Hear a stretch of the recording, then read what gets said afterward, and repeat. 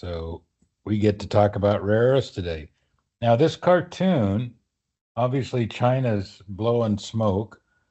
That's Uncle Sam not happy about it. I'm not sure what the little, maybe that's the Earth, the round thing that that's there. But anyway, apparently that panda's been smoking a bunch of cigars. So let's see if I can move on to the next slide.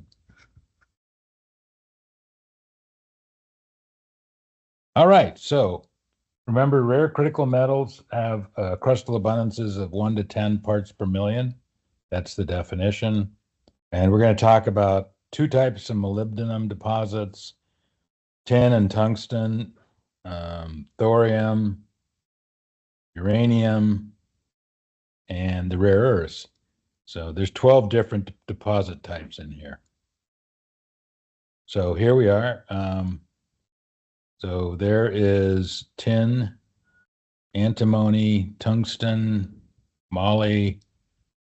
Scandium and yttrium are treated as rare earths, and thorium and uranium. So we're jumping all over the periodic table. So we'll talk about molybdenum, porphyry, and skarn systems. So you've already talked about porphyries with porphyry coppers, and Matt talked about molybdenum being in there and gold, and then a lot of times the main value of the porphyry deposit is the molybdenum. And in addition to molybdenum porphyries, there are skarns, and we'll talk about what that means. So there's a little bit of overlap with the copper, gold, moly systems in section 5.6 we just went over.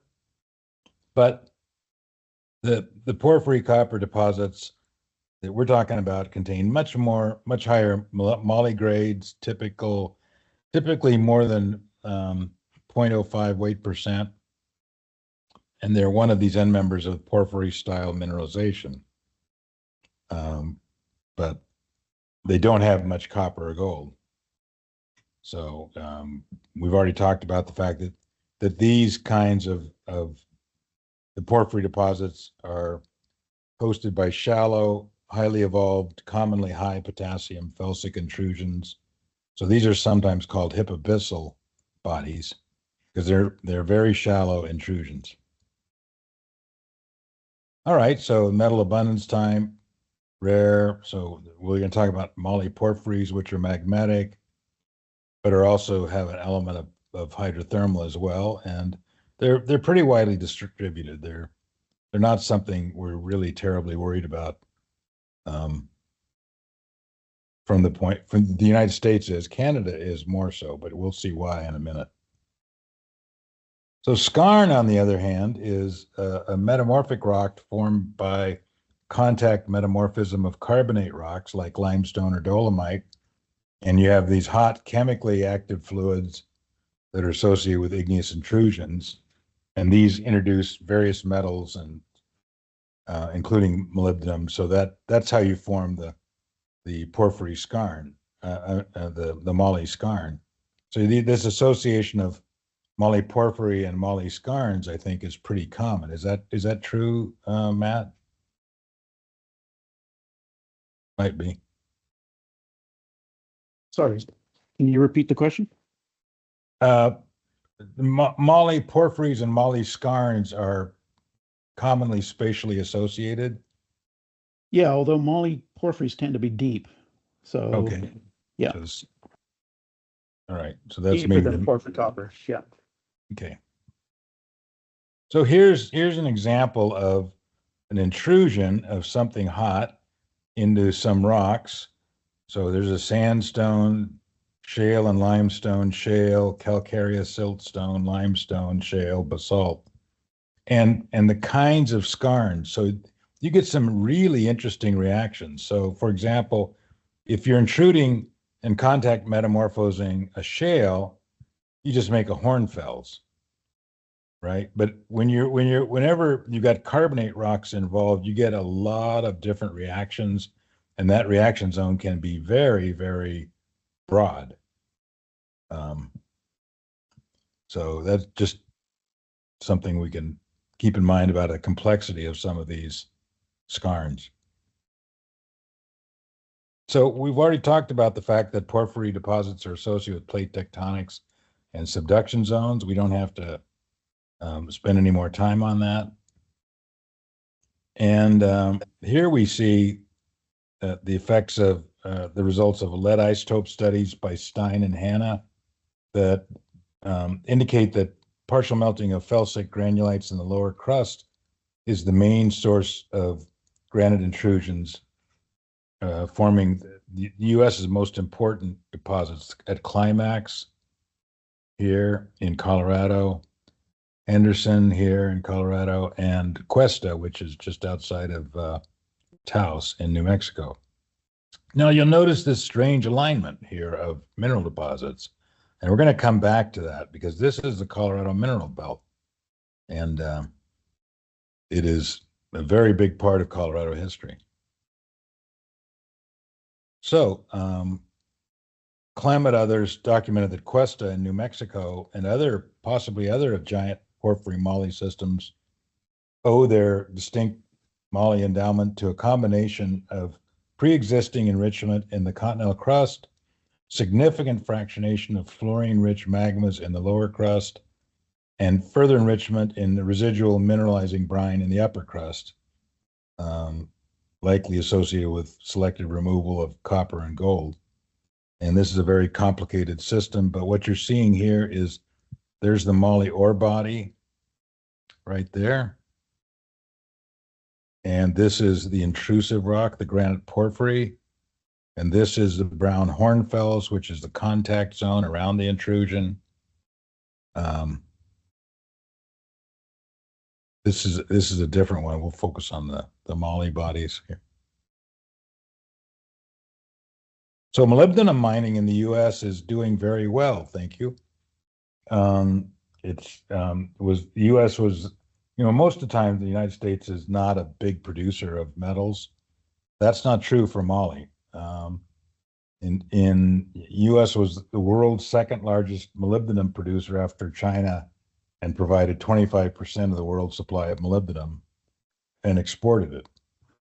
And then it's produced in the U.S. from porphyry deposits, but there's two kinds. The first one is producing molybdenum as a primary product.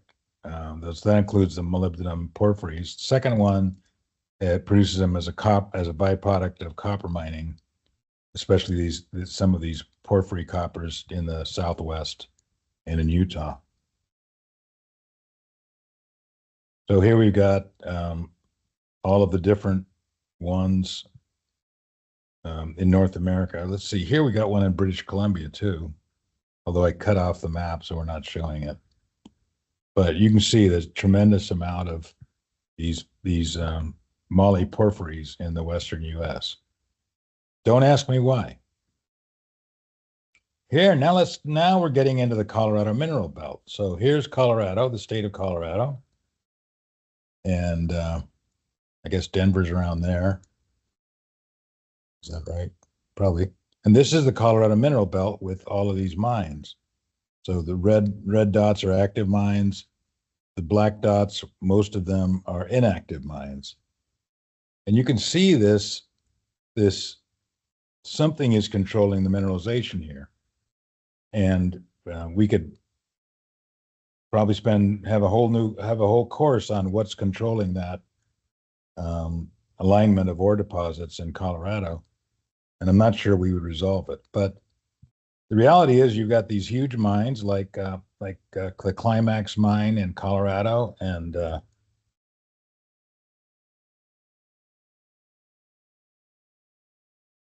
Henderson mine. This is the world's largest porphyry moly deposits are the Climax mine and the Henderson in Colorado. And these kinds of deposits consist of a stockwork. So that's a term we use a fair amount in this kind of geology, economic geology. And stockwork is a complex of structurally controlled, randomly oriented veins. And they're common in many ore deposit types and in regions, which we haven't talked about yet, but we will. So they're also sometimes talked about as stringer zones. But just so you're aware of what these funny terms are. So here we've got, typical mineralization of about 0.28% molybdenum associated with pyrite and quartz. And the main mineralizing element is molybdenite. Easy to remember, it's just molybdenum sulfide. And here's a nice view of it on quartz. Here's some spectacular photographs of stockwork mineralization. And what you're looking at here are multiple hydrofracking events. So the intrusion is getting close to the surface, and it's building up pressure from exhaled volatiles. And these volatiles will fracture the surrounding rock, and then the fluids will invade. So that's very similar to the process that we use in the Permian Basin and other places to extract hydrocarbons. We call it hydrofracking. This is natural hydrofracking. And what you can see here are multiple events. You can work out the sequence of fractures and vein fillings. And that's what you're seeing in these shallow hypabyssal bodies. So let's move on from molyporphyries and skarns to tin and tungsten veins and greason systems. And if you're like me, you're going, what the hell is a greason? That sounds like that's a weird word I never even heard of. And tin and tungsten is mostly provided by these tin tungsten granite-hosted greasons and related placer systems. So, what you do is you get a mineralized zone, you erode it, and that accumulates downstream as a placer. So here you're seeing an example of the relationship between a greason in the blue here and the top of a granite body. And these are some tin tungsten veins that are above the way they're mapping the greason. So most tin tungsten resources are hosted by various styles of magmatic hydrothermal mineralization, such as greasons, pegmatites, skarns, and veins that are all related to highly evolved and reduced, that is, low oxygen fugacity granitic systems. The greason is a really strange looking rock. It's a highly altered granitic rock or pegmatite, usually composed mostly of quartz and muscovite, but with abundant kaolinite clay. And it's formed by self-generated alteration of a granite, and is a class of moderate to high temperature magmatic hydrothermal alteration related to the late stage release of volatiles dissolved in the magma during solidification of that magma. So here's an outcrop of a greason. Looks like sedimentary layering, but it's not. Cornwall in southwestern England was the center of this kind of mining. And then here we're looking at a hand specimen of dark greason veins of cassiterite and arsenopyrite in a granite from Czechoslovakia. So here we've got the main minerals. There's cassiterite, tin oxide, and then there's scheelite, which is calcium tungstate, and then wolframite, which is iron manganese tungstate.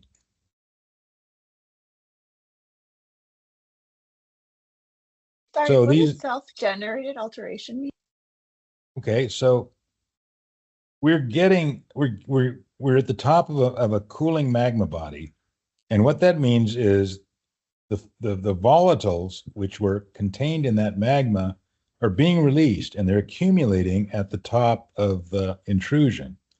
This is the kind of thing that happens in porphyry deposits too, but the manifestation in tin tungsten bodies is different. We don't talk about greasons associated with porphyry coppers, do we, Matt?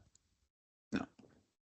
But it's the same thing. It's this buildup of volatiles which are going to come out, and if in many circumstances will exert enough pressure on the overlying rock to fracture it, And once the rock's fractured, then the fluids will invade, and that sets up the mineralization.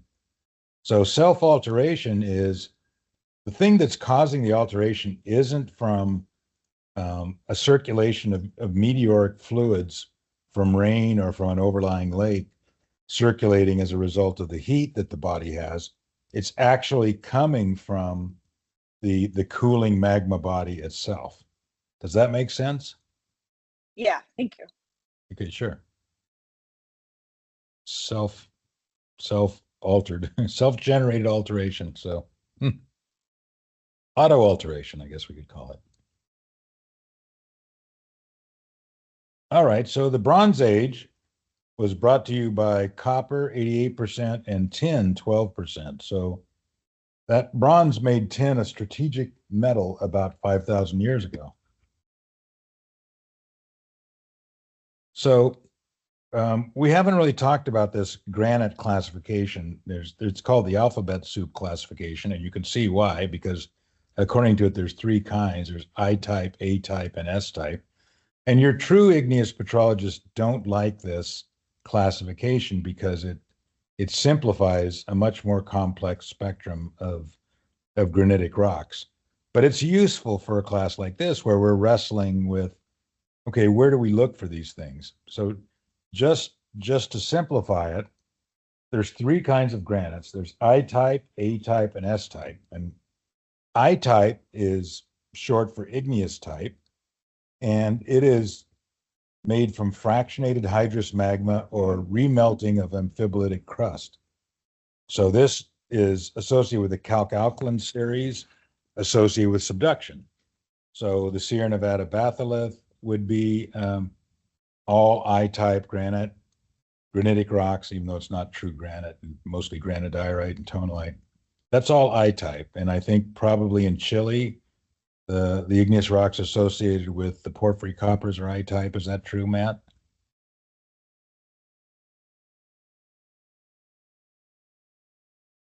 Sorry, yes. Yeah. So the I-type are typically associated with copper porphyries. I'm not sure about moly porphyries, but then we go to the A-type. It's a triple A, right? It's anorogenic, which means it's not associated with any obvious tectonic activity, as like subduction, for example, or mountain building. Anhydrous, which means it doesn't have much water in the magma. And it's alkali rich, which means it's got a lot of potassium, and especially potassium, but also sodium. And these are typically associated with continental rifting, but they can also be found in rear arc convergent margins, like in China. But they're very different than the I-type, because I-types are quite hydrous, A-types are not.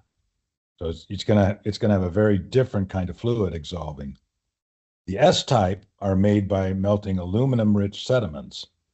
So they're identified because they contain excess aluminum, which is seen in unusual aluminum-rich minerals like garnet or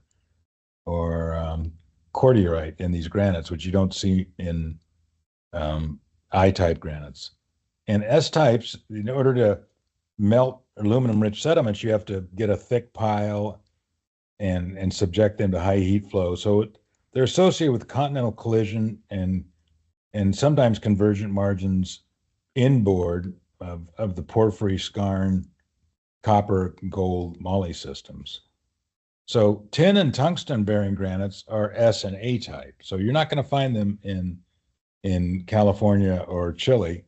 You're going to find them way somewhere else, away from. You'll find them maybe in in the Himalayas or something like that, where you're getting a collision. So this sort of is a complicated diagram, kind of interesting. So what we're looking at is tin and copper concentrations in part per million, 5 log cycles, and then the fraction of melt remaining. So as we, when no crystallization has happened, you're at 1, and then right at the end, you're 0.01, the last little bit of magma, and that's going to be really, really rich in fluid. So these copper porphyries and tin granites, they're associated with low degrees of remaining metals, but with a very different original magma. So here we see the I-type granite is associated with copper porphyries. I won't bore you with magnetite series versus ilmenite series. That's information overload. Just let it be known that this is more oxidized magma and this is more reduced magma. And so in this depiction, it's saying sort of the same things are going on between the copper porphyries, and you could put in moly porphyries in there too, I guess, and the tin granites and porphyries, only at a sort of as a result of different fluid compositions in these granitic rocks. Does that make sense?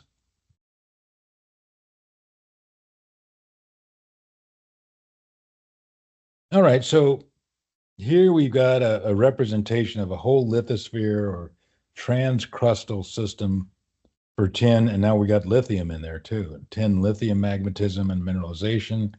So this is, we were talking about pegmatites in Australia associated with some of these great lithium deposits. So, here we get the mantle is contributing a basaltic melt, and maybe it melts up some of these rocks in the lower crust. Could be amphibolytes. They're calling them mafic granulites here.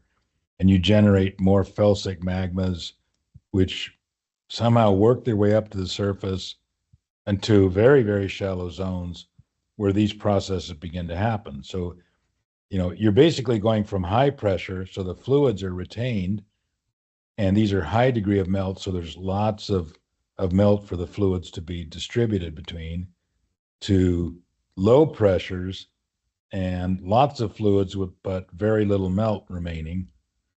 And so you build up these monster pressures that fracture the surrounding rock and inject them, make greisens and pegmatites and all of the good things that you happen. So obviously this is a very complicated story. Now you'll notice here we're starting to talk about the LCT pegmatites.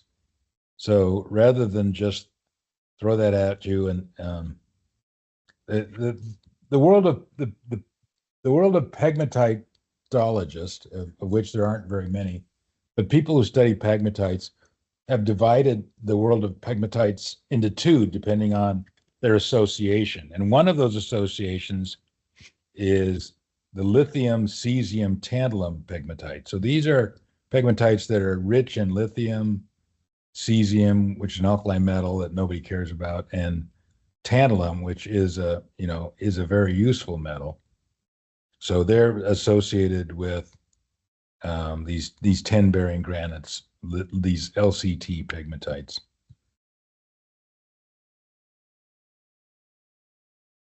So here's an example of an LCT pegmatite. So here we're showing that representation. Here's the paraluminous S-type granite. So that's basically a sediment melt, a lot of fluids. There's a greisen zone at the top of it, and then all of these pegmatites coming out. And then some people argue that there's a zonation in these pegmatites from beryllium near the intrusion to beryllium, tantalum, niobium a little farther away, to lithium, beryllium, to lithium, cesium. So that's an interpretation. Here's a pit being worked. You can see this stuff is really altered. It looks like you can dig it out with a shovel here in Rwanda, and that's an example of a fresh LCT pegmatite. Got a question? Yes. So beryllium, beryllium is caused, among other things, by spallation, right? You're talking about the origin of beryllium in the solar system. Right. And Yes. and then how does it wind up in a magma is what I'm interested in, because it's got an interesting path to take to get there. Yeah, well, beryllium was created by spallation, and those processes were going on extremely rapidly in Right. the early part of the solar system. So materials that were accumulated to make the Earth had some of that stuff in it. That's how it got in there. Gotcha.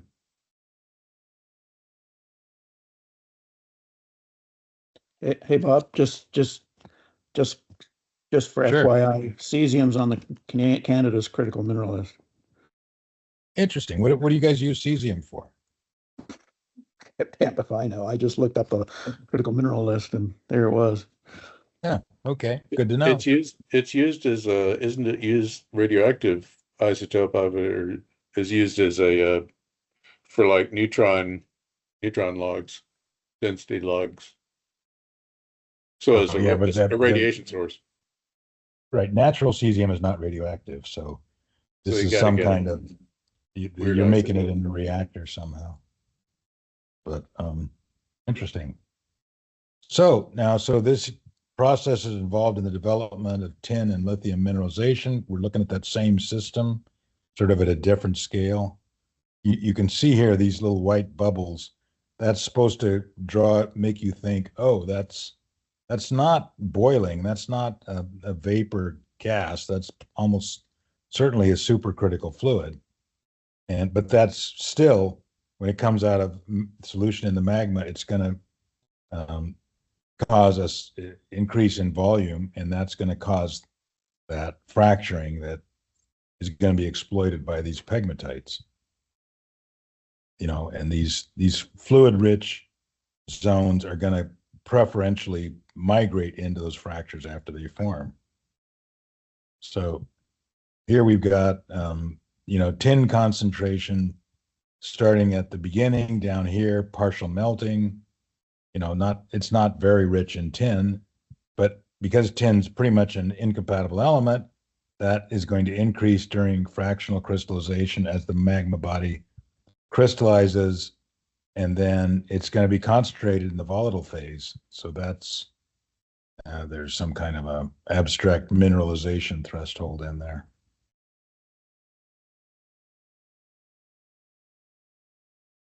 So this is, oops, go back. This is the global distribution of major tin provinces. And so you can see Cornwall there. We talked about that in Britain, quite a bit in Bolivia and Peru.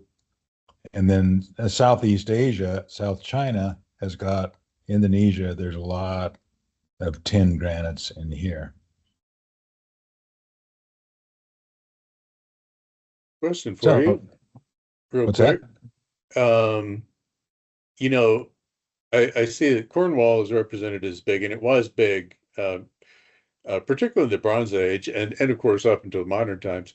I was thinking there was some over in Iran, in that area where they originally came up with, metallurgy, bronze. But yeah, that's one of the first economic collapses was when they developed good enough iron tools to where bronze was no longer this status thing. And so there's a lot of, that's where they found like people had taken all their bronze stuff and buried it for like when it became valuable again, and it never did. Never did.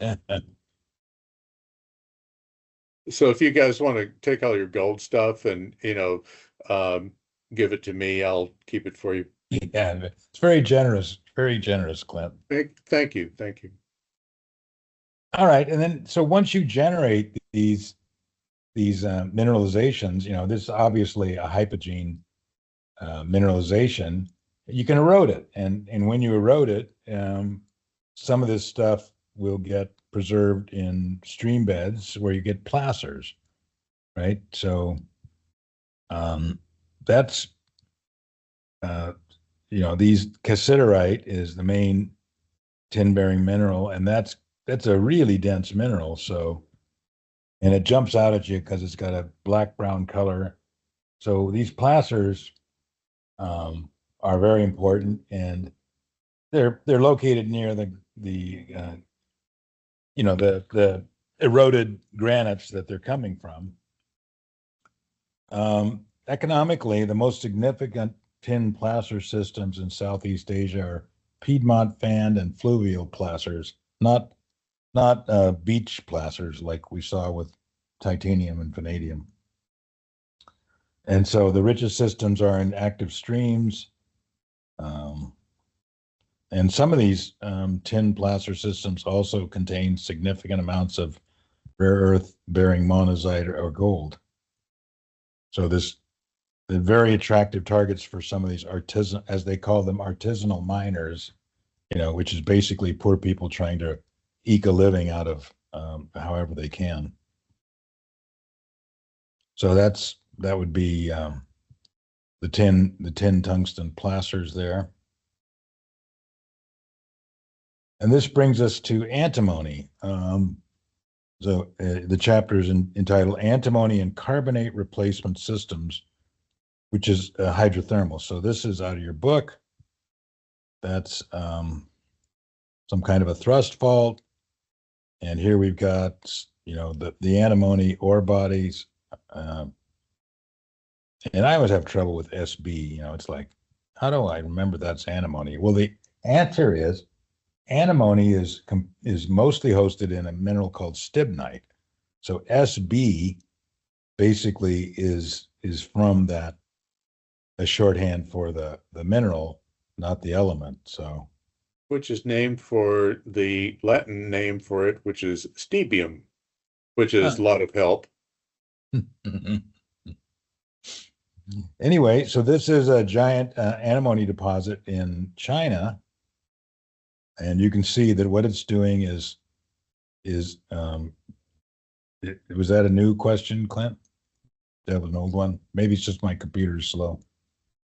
But you can see that this mineralization is associated with alteration in this one particular formation, Devonian limestone and shale. But it's usually associated with a replacement of carbonate. So it is a critical mineral for both the United States and Canada.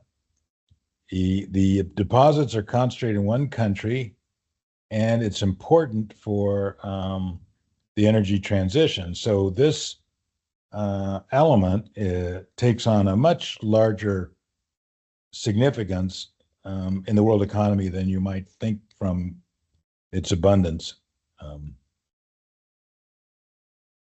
So China owns the largest antimony reserves globally, with an annual production of about 150,000 tons in 2012. So that was 90% of the world production. I don't think much has changed.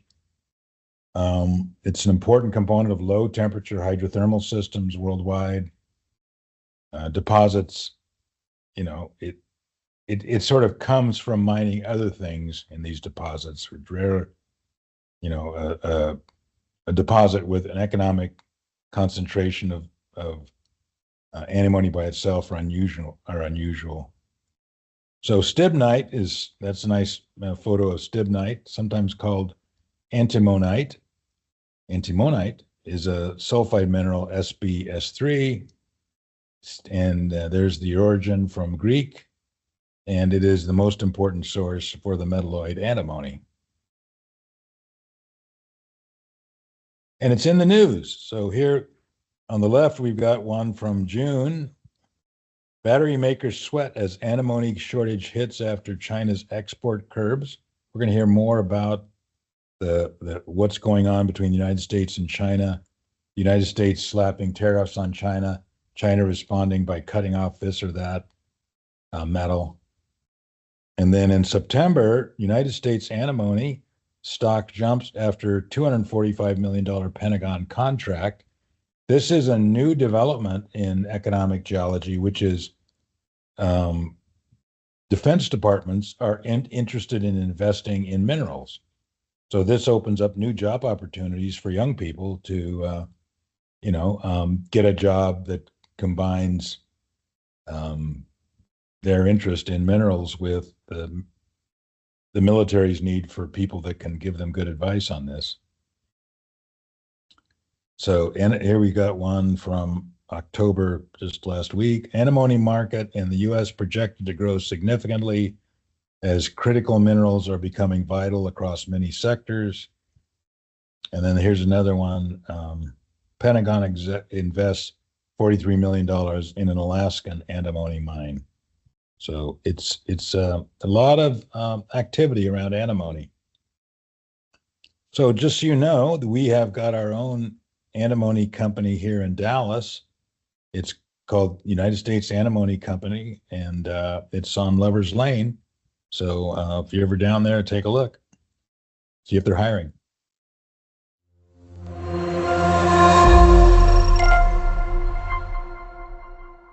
Welcome back to the Watch List. I'm Lindsay Melchek. United States Antimony Corporation has announced their expansion plans as is at its active antimony smelter located in Thompson Falls, Montana.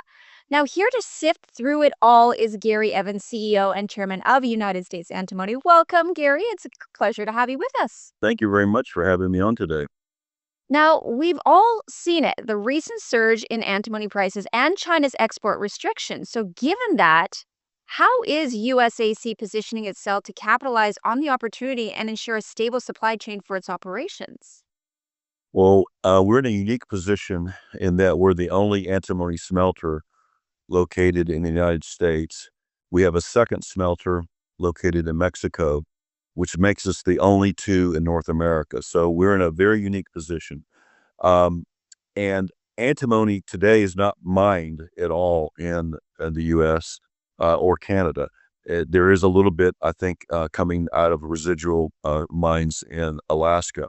So what we're doing is trying to bring in international supplies because China, as of September 15th, cut off all antimony shipments to any country in the world, including the United States, for their own national interests. And so we are bringing supplies in today from Australia, from Canada, comes out of a tailgate of a plant called Tech up there. And we also have some material coming from the country of Mexico. We will begin mining, though, our own material in the state of Alaska this summer. And that will be a game changer for us because it'll make us the only fully integrated antimony company in the world. Wow, that is exciting news. So let's flip over to that restart of the Madero smelter and the expansion of the zero light production. I mean, what are the key milestones investors should anticipate in the coming quarters to gauge company's growth trajectory? There's a number of things that I think you'll see as catalysts. For number one is our financial results. We actually have a conference call we announced this morning for this Thursday. We'll be announcing our first quarter results. So just to kind of give you a little backdrop, this company reported 8 million revenues in 2023, 15 million revenues last year. We've given guidance for 2025 of 35 to 50 million, and I think we will meet that. So you'll see the results on Thursday of our first quarter, which are record numbers. And that's all been because the price of antimony has gone up almost 6 times now from where it was just 8 months ago. And our throughput capacity is increasing and will continue to increase. That smelter expansion you mentioned in Montana will actually increase our throughput 6 times of what it is today, and we'll have that done by the end of the year. So milestones are being financial results, additional throughput through our facilities, and then the big one will be receiving our own antimony shipments from Alaska, which will allow our margins to grow significantly better than me buying antimony from third parties. Well, in true Texas fashion, go big or go home. So this has been a great conversation and, definitely come back and let's learn more about this. Great, I'd love to. And it's not a mistake that our stock is the best performing stock of the New York Stock Exchange the last 52 weeks. So we're excited, and we think people go, "Oh, I've missed the improvement. I've missed the stock price." We go, "No, it's just the beginning." So watch us, and we're building a multi-billion-dollar company here. Love that. Again, that was Gary Evans, CEO and Chairman of United States Antimony. For more information, their website is usantimony.com. And for all of your market news, stay right here on stockhouse.com. I'm Lindsay Melchek. We will see you next time.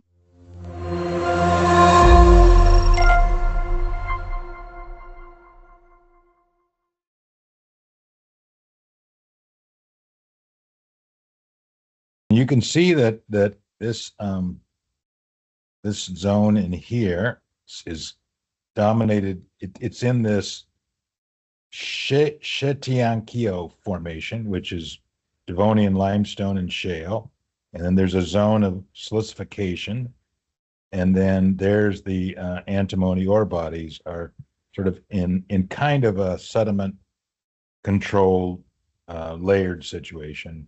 It's not obvious what the source of the ore fluids is. It might be that it's coming up that thrust fault, but we don't know. There's a lot we have to learn about antimony mineralizing systems. Now, this is the Idaho deposit. It's called Yellow Pine Stibnite, and there's the Stibnite district. There's Idaho. This is, let's see, well, let's look at the geology here. This is Snake River Plain basalt. This is all much younger. This is the Chalice Volcanic Group, which is an Eocene igneous complex in here. And this is the Atlanta lobe of the Idaho batholith, is Lake Cretaceous in here. So it's kind of on this boundary between the Eocene volcanics and the Cretaceous batholith. So here we zoom in to a geologic map that's showing us the geologic relations. So there's our scale, that's 5 kilometers. So it's pretty narrowed in. A lot of structural complexity in here. So we've got quite a bit of volcanic rocks. These browns are tertiary volcanic rocks. This pink is the Cretaceous intrusive rocks of the Idaho batholith. And then here we've got sedimentary sequences, the Neoproterozoic in the lighter blue, the Paleozoic in the darker blue, and the Mesoproterozoic in the green, which is mostly up here. So this map in here this looks like sort of a roof pendant in the top of the Idaho batholith with mostly Paleozoic and Neoproterozoic sedimentary rocks are probably intensely metamorphosed. That's what the next one is.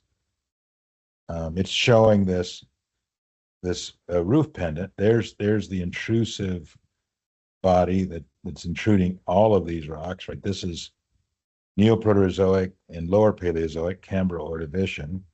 And then you can see the stibnite bodies are these are all metamorphosed. This is, in a way, this is kind of a skarn environment, like we've talked about previously. But you can see the stibnite mineralization is kind of all over the place, but as we saw in the Chinese example, very concentrated in the sedimentary rocks. So, and especially the carbonates. So, people have spent a fair amount of time looking at this. So here we're zoomed in. This is only 1 kilometer here, so we're looking at 5 kilometers by 8 kilometers here. Here's that kind of a roof pendant in green, and then you can see all of the igneous rocks around it. And these are, trying to figure out when was the mineralization, when was the stibnite mineralization. So here are the events in millions of years going back. So this is the Atlanta lobe, the intrusive rocks, the Bitterroot lobe, that's also intrusive. So you see the intrusive activity occurred in the late Cretaceous well into the Cenozoic. And these are the Chalice volcanic rocks. So here are all of the different minerals analyzed. We don't need to go through them in great detail, but you can see that we're not sure when the mineralization happened, if it was a single event or multiple events. We're not sure. This paper, Windsor et al. Said the main stage of tungsten mineralization happened around 57 million years, whereas the main stage of antimony mineralization happened 10 million years later. So how he can get this out of this data set, that's quite interesting, but we'll just leave it there. All right, then we move on from antimony into thorium. And this brings up some interesting geologic concepts as well. So this section 6.6 in the book is thorium and carbonatites and other alkaline igneous rocks. So this is obviously a magmatic association. And what we've got here are carbonatites, which we'll talk about what is a carbonatite. But it's basically an igneous rock made of carbonate minerals. So normally we associate carbonate minerals with sedimentary limestones and things like that. These are carbonate minerals associated with igneous rocks. And though that kind of igneous rock is rare, but it does happen. And it's got a very unusual fluid composition, quite different than the water-dominated fluids that we see so common in, in so many other mineralization systems. Here, it's going to be a CO2-dominated fluid. And so that's going to affect element mobility in a very different way. Okay, so let's drill in, so to speak, into this cross section. So what we're looking at here's the carbonatite. So there's 3 generations. Looks like this light purple one was first, and then a little side thingy happened, and then a second generation came in, and that made something that we're gonna call phenite, and that's an unfamiliar word, but phenitization is this halo of alteration. We so often see alteration. In fact, we always seem to see alteration around mineral deposits. Here are the alterations associated with the intrusion of the carbonatites in a zone called phenite or phenitization. And you can see that the experts have broken it out into potassic phenitization here in the sort of yellow, the potassic phenite breccia here in sort of the orange broken up stuff, and then the sodic phenitization farther away. So rather than enriching the potassium like this inner stuff, this enriches in sodium. And then here's a slightly different kind of phenitization called micaceous phenitization. So this is where you find this kind of thorium deposits. They're thorium. These magmatic thorium deposits are mainly restricted to alkaline intrusion and carbonatites. And carbonatites we're gonna talk quite a bit about them because they play an important role in especially rare earth elements. So the 3 kinds of igneous intrusions that thorium mineralizations associated with are high potassium alkaline intrusive complexes, including cyanites and phonolites. So these are relatively rare alkaline intrusions, carbonatites, which we're depicting here, and then paralkaline A-type granites, which are related to, the type 1. So type 1 and type 3 are related, are sort of unusual silicate intrusions, and carbonatites are unusual carbonate intrusions. All right, let's talk about carbonatites a little bit. Carbonatites are igneous rocks with more than 50% primary carbonate minerals. They contain mineral species from all the mineral classes, including native elements, sulfides, oxides, silicates, carbonates, phosphates, sulfates, and halides. So they were first reported in 1870. They're now known to occur in more than 600 localities on all the continents. They're found in different tectonic settings, mostly on cratons, where they are associated with large-scale faults, but also in continental rifts, orogenic belts, and oceanic islands. And at first, scientists thought that these rocks must have happened because they were melting limestones at depth. And now we know that they're not. And the main evidence that showed that these are mantle-derived was oxygen isotopes, because oxygen isotopes very easily discriminate between sedimentary carbonates and mantle-derived carbonates.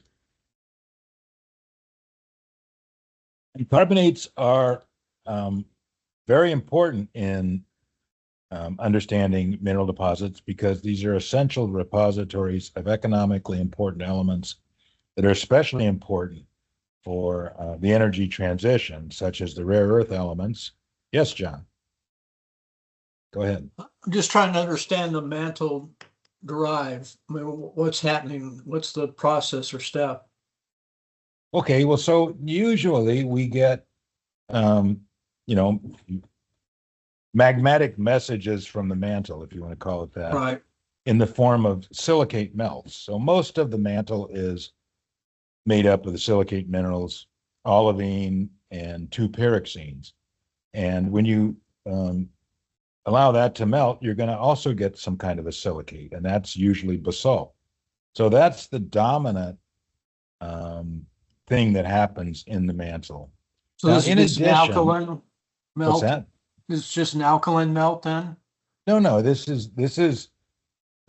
other stuff in the mantle that is not silicate, and that's, we know that because we know about diamonds.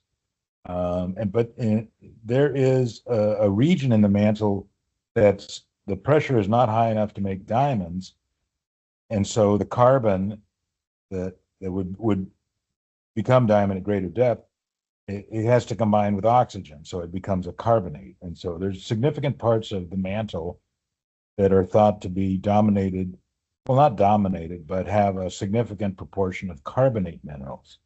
And that's what's being remobilized.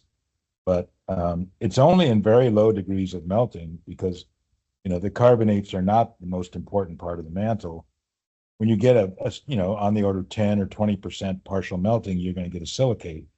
But when you have very low degrees of melting, like you get in these environments, less than 1% of melting, you might,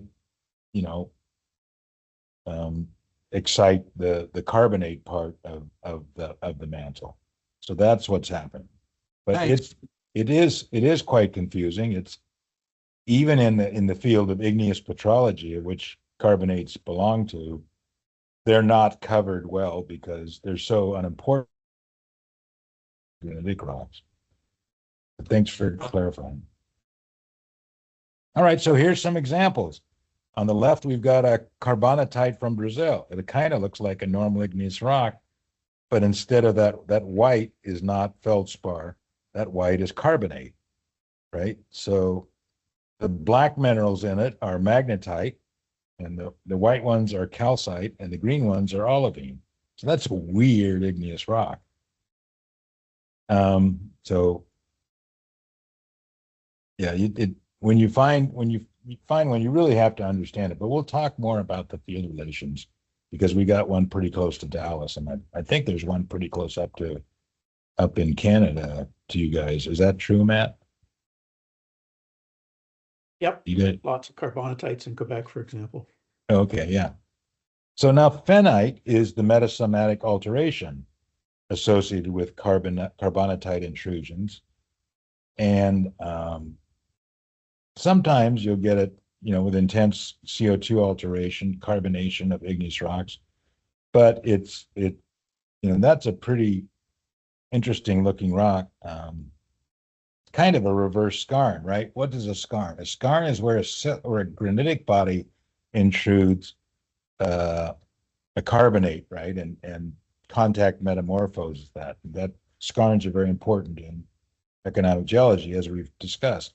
This is kind of a reverse skarn. So what's happening is a carbonate body is intruding rocks, and the silicate rocks in particular get affected by it. And so what the two examples, skarns and phenites, are telling you is if you put, sediments and intrusions together, they're hot, and they're going to do some interesting chemistry down there.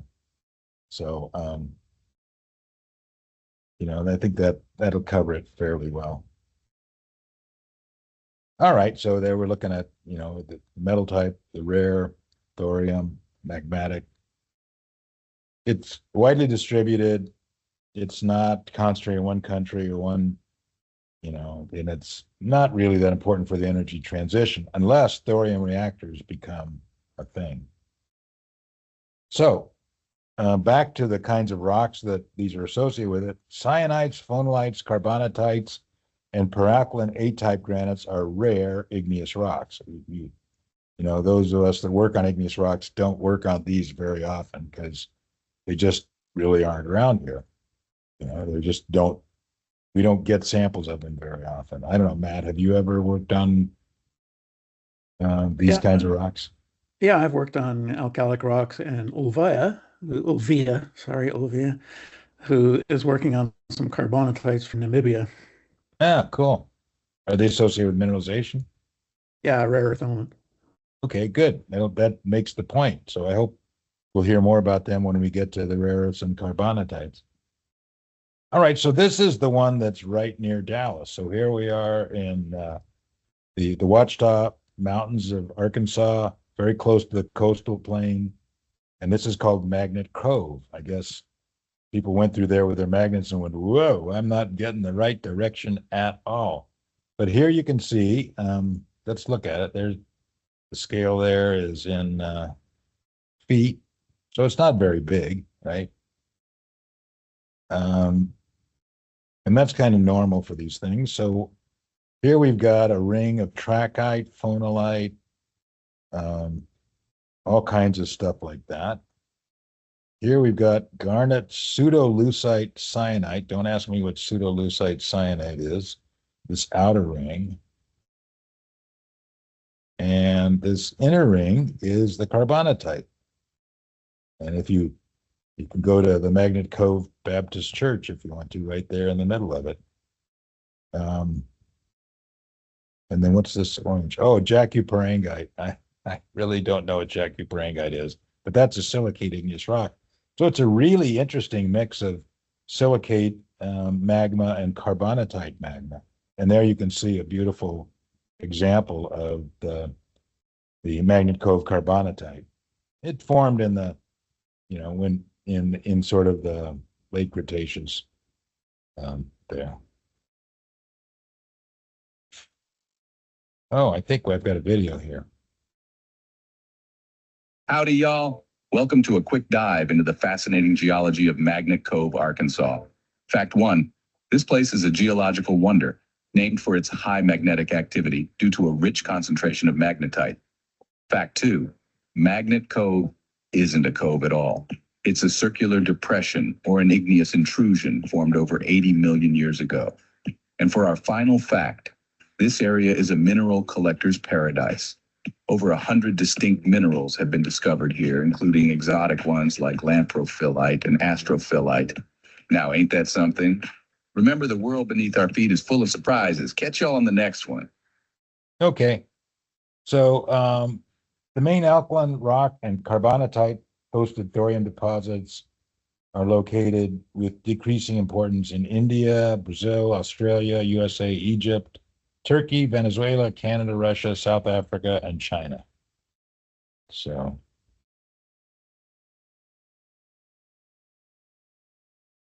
there. Howdy, y'all. All right. And the most important thorium-bearing minerals are monazite and bastnäsite. So monazite is a very interesting phosphate mineral. That's monazite. It concentrates these things, the light rare earths, cerium, lanthanum, neodymium, as well as thorium, and it's quite dense. So it's going to be easy to find as a placer because of this density. Now bastnäsite is even more important for the rare earths, and we'll talk more about bastnäsite when we get to it. But it's a rare earth carbonate fluoride. And it's also fairly dense. So, we'll talk more about these as we go forward. So, one of the questions, regarding the price of thorium in the future is whether or not we're going to have thorium-based nuclear power plants. So, with uranium, you've got all kinds of problems with radioactivity, radioactive waste, and the potential of, that stuff being weaponized. But thorium-232 doesn't have the problems with waste or the possibility of weaponization. So there's been a lot of talk about developing thorium-232 reactors, and there's only one, or there's actually two. There's one in India, and it produced 30 megawatts of electricity at full power. And the new one in China, TMSR LF1, is now producing 2 megawatts of electricity. Now, just to give you that by comparison, that's not going to get us where we want to go, but it's a nice first step. So Comanche Peak, right near Dallas produces 2,500 megawatts. So that's, that's one of the biggest power plants in Texas, but you still want something to be commercially viable that's going to produce several hundred, if not 1,000 or more megawatts, to put online. So stay tuned. Right now, we've gone from this. I used to say there are no thorium power plants. That's a dream of the future. That's no longer true, but they are purely experimental. So stay tuned. And obviously, if this technology takes off, the price of thorium will take off too. All right. Now, the next chapter is unconformity related uranium systems. And we're gonna talk about 4 different ways that uranium deposits form. So this is the first one in unconformity related mineral systems. And then there'll be sandstone hosted roll front systems, which in the next section, and then in granitic intrusions, and then finally in regolith hosted mineral systems. And so here we're looking at one of the, sort of the way some of these really big ore deposits form, and Canada's got a monster in the Athabasca Basin of Canada. So here's the mineralization style associated with one of these mines. This is the Cigar Lake deposit. So what we're seeing here is Paleoproterozoic basement. So what is that? 1.8, 2 billion year old rocks. And then a paleoregolith, right? We talked about this. This is one of the styles of mineralization. And this what's causing this alteration here isn't really clear, but this is a zone of sedimentation above this unconformity. So the mineralization is associated with the unconformity, and that's why we call them unconformity related uranium systems. So here's another one. This is Eagle Point. Okay, these are actually several. There's Collins Bay, there's Eagle Point. And what we see here is Archean granitic basement. They're showing a thrust fault there, but then Paleoproterozoic rocks, this zone where the uranium deposits form. They're still calling this an unconformity related uranium system, even though it looks like it's structurally controlled. But this is still useful to get your brain around this style of mineralization. So unconformity type uranium, it's a Canadian strategic mineral. It's not a U.S. strategic mineral. And it's these kinds are deposited, distributed widely. Now it's funny that right now we're not thinking about, uranium power plants, nuclear power plants as important for the energy transition. But in fact, they are rising in sort of the discussion from folks being completely against them to people going, well, wait a minute, we need a powerful source of electricity on demand, and wind and solar can't provide that. Until the battery situation gets a lot better, we're going to need something. So yeah, go ahead, Matt. Yeah, I would say probably the real growth in the future might be with small modular reactors. Yeah.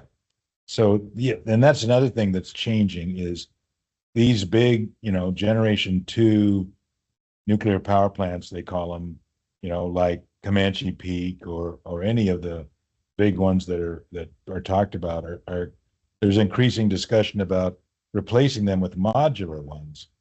And modular ones are on the order of 100 megawatt per module, but you can put them together. And the other nice thing is that you don't have to do the construction on site. They're built in the factory, and then you just ship them to the site. So that market is changing very fast, and the price of uranium is likely to respond. It has in the past. So anyway, let's keep talking about unconformity. Yes, John. You may be getting to it, but how does the uranium get concentrated? Oh yeah, we're going to get to it. Okay. The short answer is it's redox sensitive, and that it moves when it's oxidized in fluids, and it becomes insoluble when it's reduced. A lot like iron, right?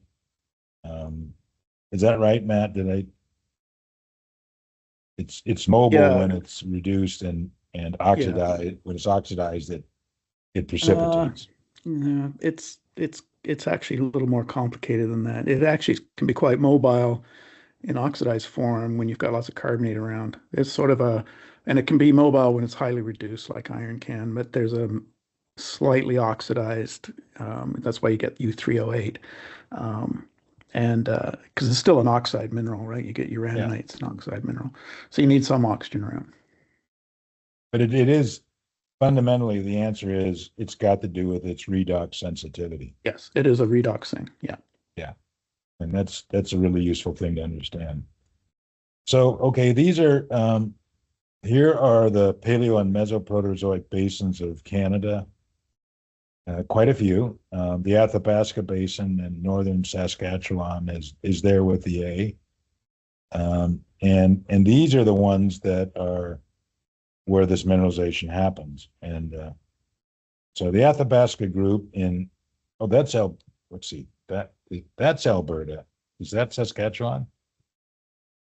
Yep. Yeah, so it tells you something about my Canadian geography, doesn't it? Okay, so the Athabasca group in Alberta and for that matter, Saskatchewan, was deposited between 1730 and 1600 million years ago. So that's late Paleoproterozoic.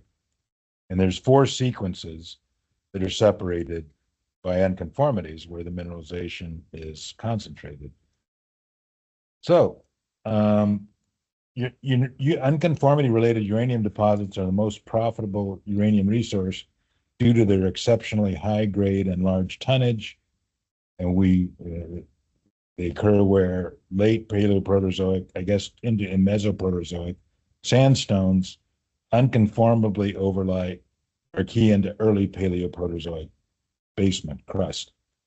And the uranium mineralization lies along the unconformity where it is cut by faults.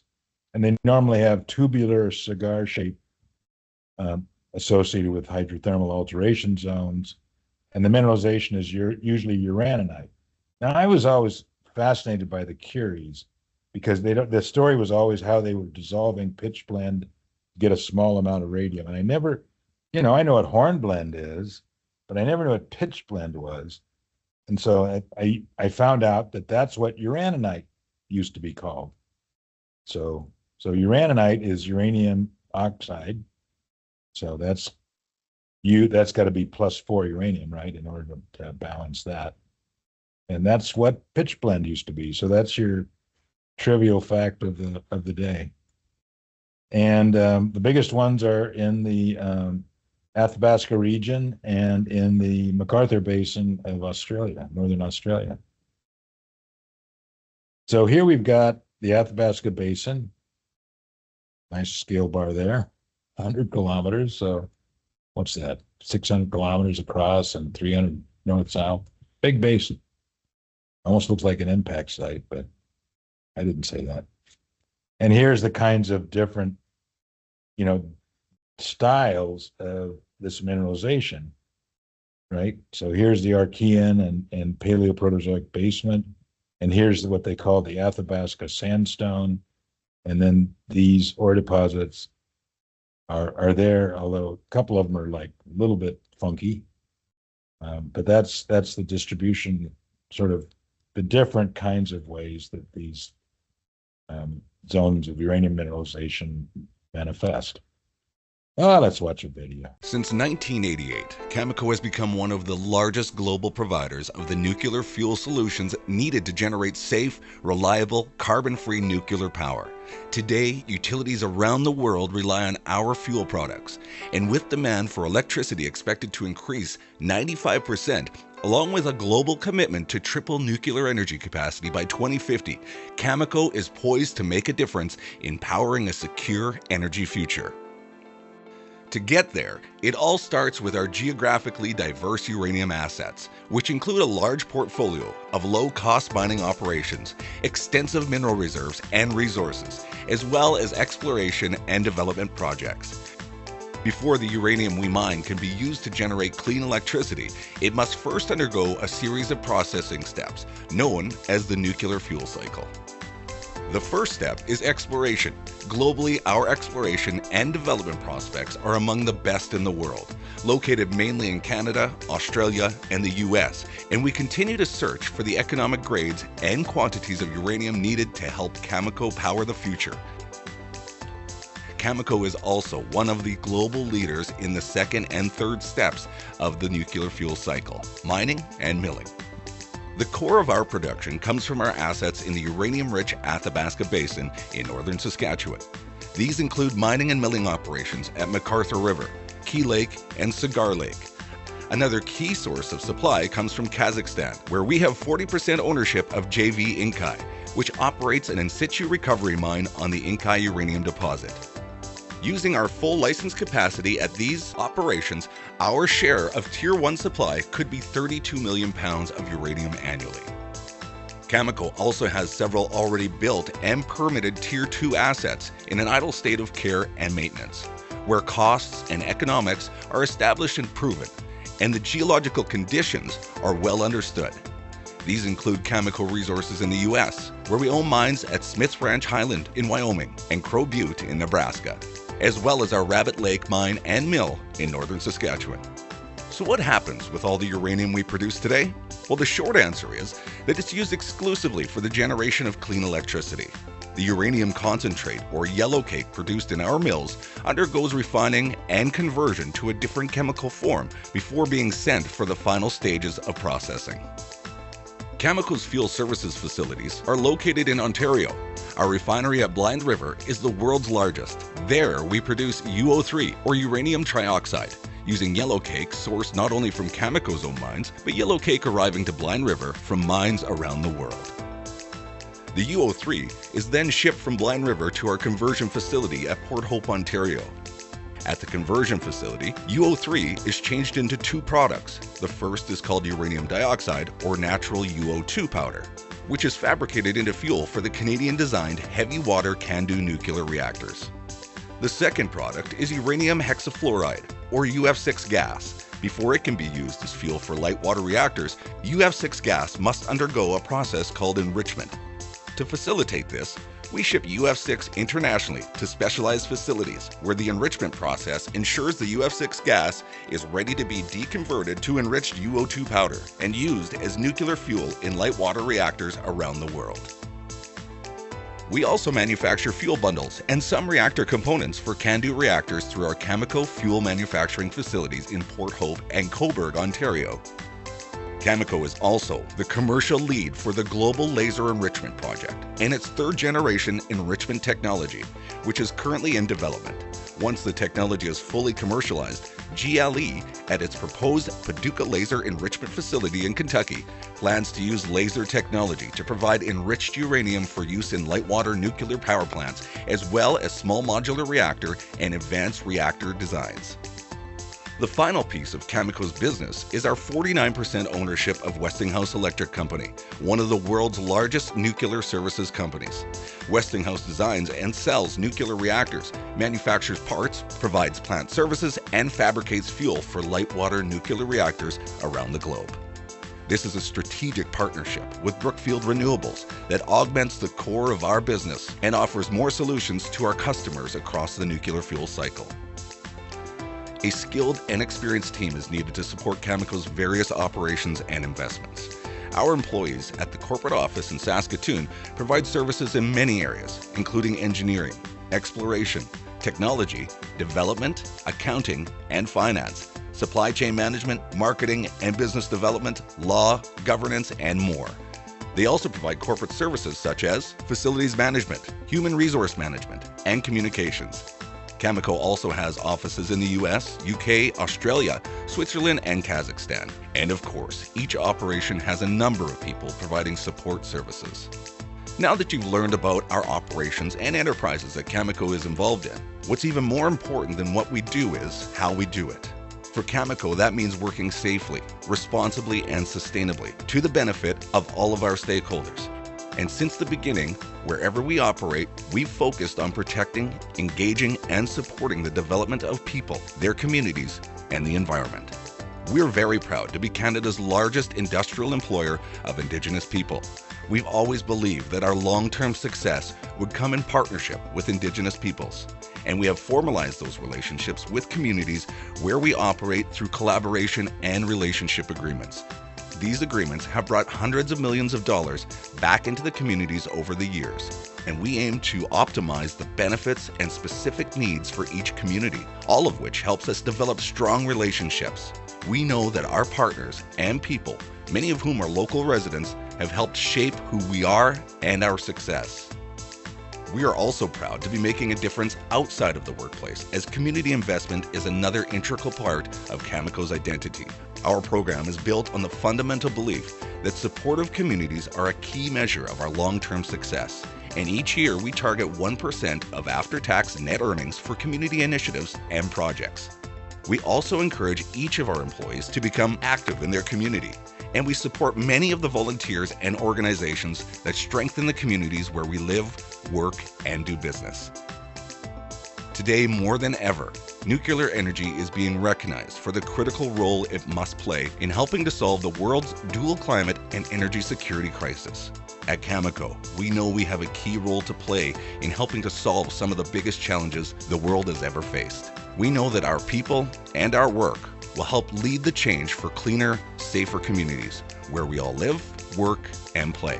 And by working together, we know that we can make a difference in providing the safe, reliable, carbon-free nuclear power that the world really needs.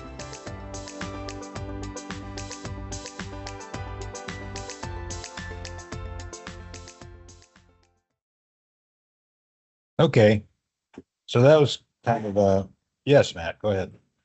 I was just going to say that's all well and lovely, except what do we do with the waste? That still hasn't been figured out. Yeah, that's true. There's a lot of issues with nuclear energy, and waste disposal is, I think, the biggest one, right? That's a whole course in its own right. Next semester, for those of you that are interested. Okay, and then your book goes on to talk about sandstone roll front uranium systems. These are definitely sedimentary. These are really very interesting because this is Texas. This is a Texas resource that most people don't know anything about. So basically what happens is, rain, oxygenated rain sinks into the ground and it mobilizes uranium, small amounts of uranium that are in rocks. And then that moves with the groundwater until it reaches sort of a front with something that's reduced, and that reduces the oxidized uranium and precipitates it. So this area here, we can look at in detail here. So here's the groundwater movement carrying the uranium, dissolved uranium. And here's a reduced zone over here. And, here we've got a region where you're seeing some uranium, but not much. And here you've got the zone of, mineralized, and here you've got the high grade zone right in the middle of it. So that's kind of the system. We understand the fluids, and we understand the uranium, the sandstone roll front uranium system pretty well. So it's a sedimentary kind of deposit. It's actually diagenetic, but it is these are fairly widely distributed. And as we said, it's a Canadian strategic mineral, but not one of the U.S. So here is where we find these deposits in Texas. So here we're in South Texas. There's Houston, and Dallas is up here, right? And that's Mexico down here, Gulf of Mexico. So this is these sedimentary rocks. They're not really rocks, they're really sediments because they're very poorly consolidated. But these are all associated with deposition along the passive margin that goes into deeper water of the Gulf of Mexico. And out here there's oil wells in these rocks, and but in here the interest is in these are all early Cenozoic age, Paleogene age. So as we said, we've already gone over this material. So the reason they call them roll front is they're characterized by their crescent or arcuate shape in cross section, sort of looking like a roll, because they form at the boundary between oxidized and reduced zones in the aquifer. So here are the mines. Oops, back we go. So these are the mining sites, and the bigger the thing is, the more it's being mined. There's Brownsville, right? That's where Elon Musk has got his space export. So, Brownsville is getting a huge economic boost from that.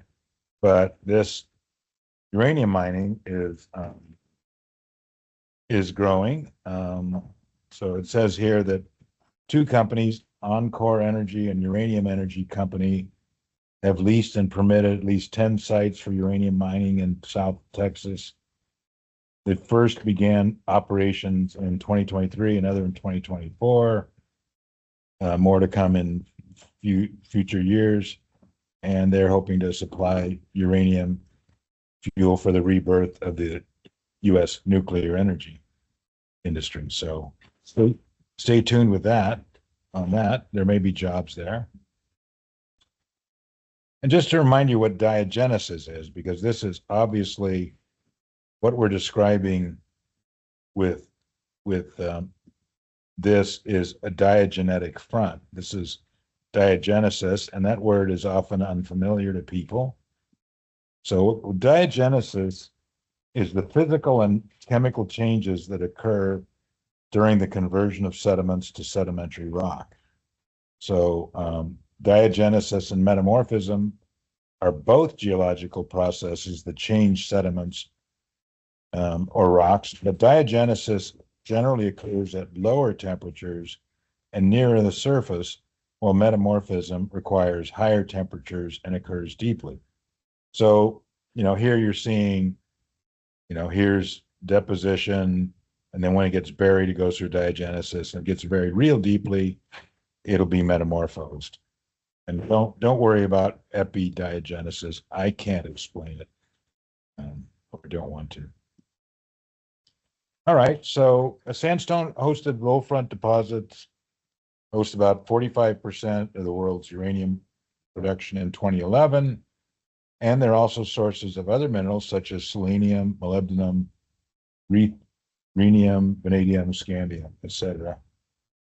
And one of the interesting things is that roll front deposits and unconformity related deposits, like those of the Athabasca Basin, are very suitable to be exploited using what they call in situ leaching techniques, which is now the main technology for producing uranium.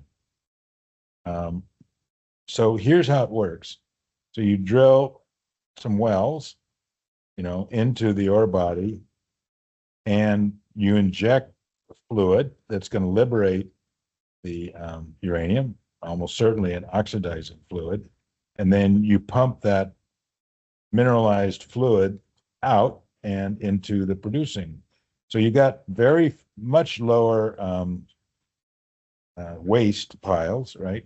The waste that comes with mining, either underground mining or open pit mining, can be pretty large and cause tremendous environmental problems, as some of you have proposed to discuss in your projects. But basically, this is sort of a very interesting technique for getting it. Yes, Madison. Is this something that could be integrated with like geothermal energy sources? It just the diagram looks very similar. Well, that's an interesting idea. I think mostly these deposits are too low, but too shallow. But it could be that there's some that are deeper, right? The geothermal energy relies on two things. Heat, which is either you're around a very recent intrusion, which there aren't any in South Texas, or you're very deep, and for some reason there's a lot of fluid, because the deeper you go, 25 degrees per kilometer in the earth, you eventually reach temperatures that are large enough. But that's a cool idea. I hadn't thought about that, but thank you. All right, so we've been talking about uranium. So what is being produced is called yellow cake. This is U3O8, and this is produced after the processing fluids come out of the recovery wells from this in situ leaching. And here you can see what the uranium price is. I believe that's per pound, but I'm not sure. And this is what the spot price is, right? So it goes up and down, and this is sort of the long-term contract price, sort of around 80 or something. And there's some that think that with the rebirth of nuclear energy, the price of uranium could go up significantly. So stay tuned. All right, so this is about South Texas. Let's watch it.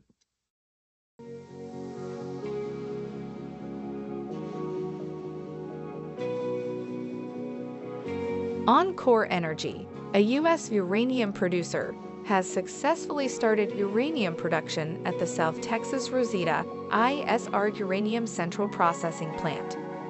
This marks the initial phase of Encore's production strategy in South Texas using the in situ recovery process. The Rosita facility, situated around 60 miles from Corpus Christi, Texas, is now fully operational. The company is expecting the first shipment of uranium, known as yellow cake, within the next 45 to 60 days. This facility, wholly owned by Encore, has a yearly capacity of 800,000 pounds of triuranium octoxide and can potentially expand within its current license.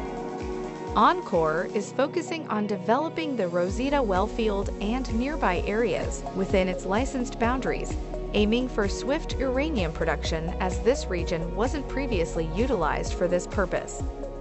The company has initiated oxygen injection into wellfield patterns, detecting trace uranium within 72 hours. Paul Goranson, Encore Chief Executive Officer, stated, "We are very pleased to have our first uranium production underway at Encore, and we are honored to be both the first uranium producer in Texas in 10 years and the newest uranium producer in the United States." Encore Energy is committed to providing clean, reliable, and affordable domestic nuclear energy by becoming the next United States uranium producer. Shares of Encore Energy trade on the New York Stock Exchange under the ticker symbol EU. For more information or to sign up for our free daily newsletter, visit greenstocknews.com.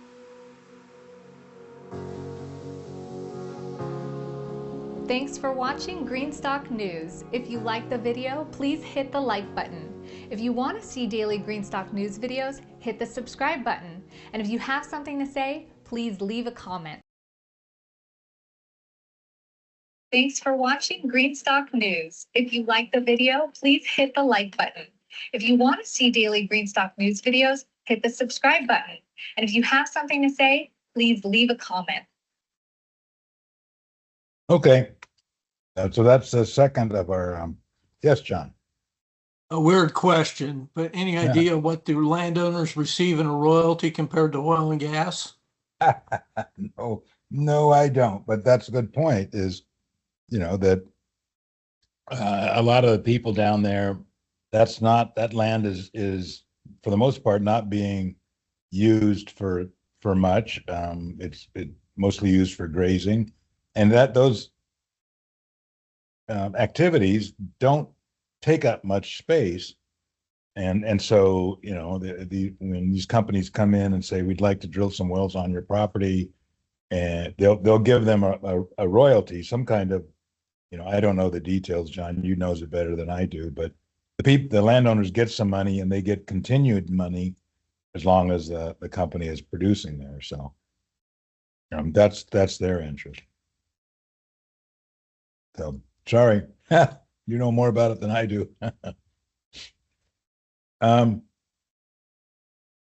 So then the third style is these granite-hosted uranium systems. These are magmatic as opposed to the other two were, you know, hydrothermal, diagenetic. This is kind of a funny diagram. You know, the way the Chinese talk about their intrusive suites. So the Yanshanian, that's basically a Jurassic intrusive phase, and the Indocinian, that's basically a Triassic intrusive phase. So that's the way the Chinese talk about it. So you can see there's quite a bit of granite in here. You know, there's the old granites in purple and the younger granites in this color. Well, it's kind of difficult to see what is, you know, here we can say, okay, that's the K-rich alkaline granite. And we see here's the paraluminous leucogranite. And these are somehow, you know, the older ones being intruded by the younger ones. I'm not sure what this stuff, maybe it's not as enriched. Doesn't matter. Here you see the uranium deposits. They're calling these greasons. And then, so what they've got, obviously when you see greasons, you're talking about tin tungsten mineralization, as we've already discussed. But then there's also this vein type uranium mineralization that's associated with fractures and hydrothermal vents, or, you know, something like that. So very complicated mineralization system in this particular example. So this is thought to be sort of a hydrothermal type of uranium mineralization, granite uranium, if you want to call it. And your book goes on and says that there's 3 types of granites that can be sufficiently enriched in uranium to be sources of hydrothermal uranium deposits. One of them are these paraluminous leucogranites, S-type. We talked about the 3 main types of granites. Here it comes back. High potassium calcalkaline granites. These are I-type granites. And then the paralkaline granites, the A-type granites. So you can get uranium-rich mineralization with them, as long as all 3 of them, as long as they're enriched in potassium, which, you know, these all are.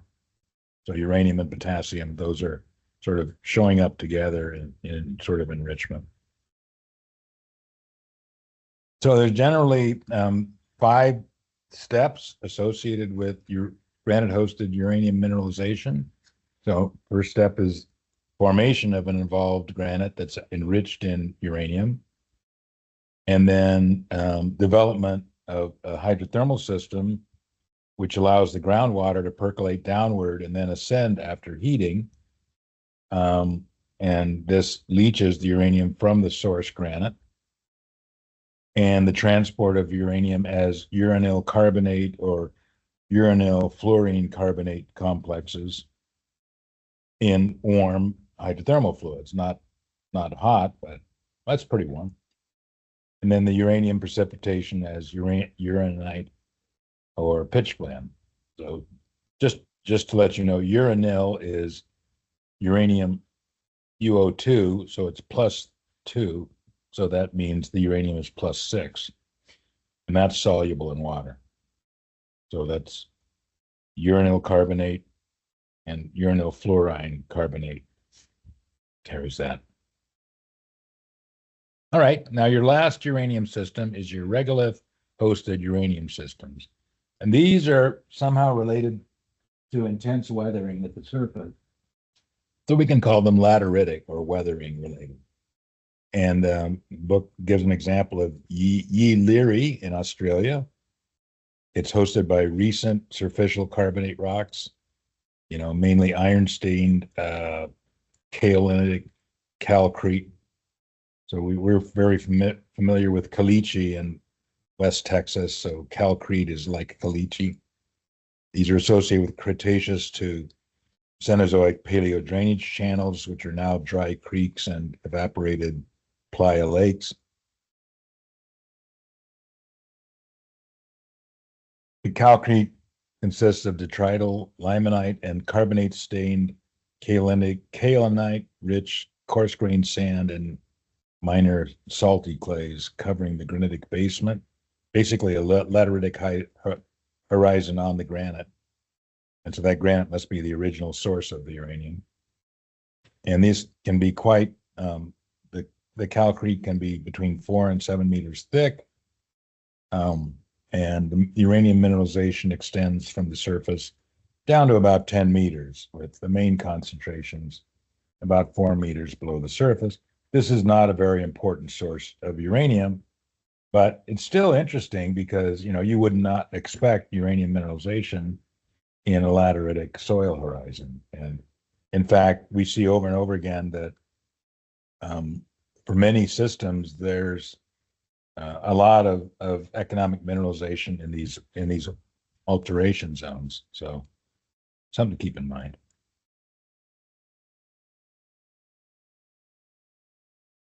All right, so just the final word. Obviously, uranium and thorium are mostly about energy. If anybody is interested, I'll be teaching a course on sustainable energy in the spring. And here's the course description. Ensuring sustainable energy, supplies of energy for the future will require a mix of fossil fuels and renewable energy.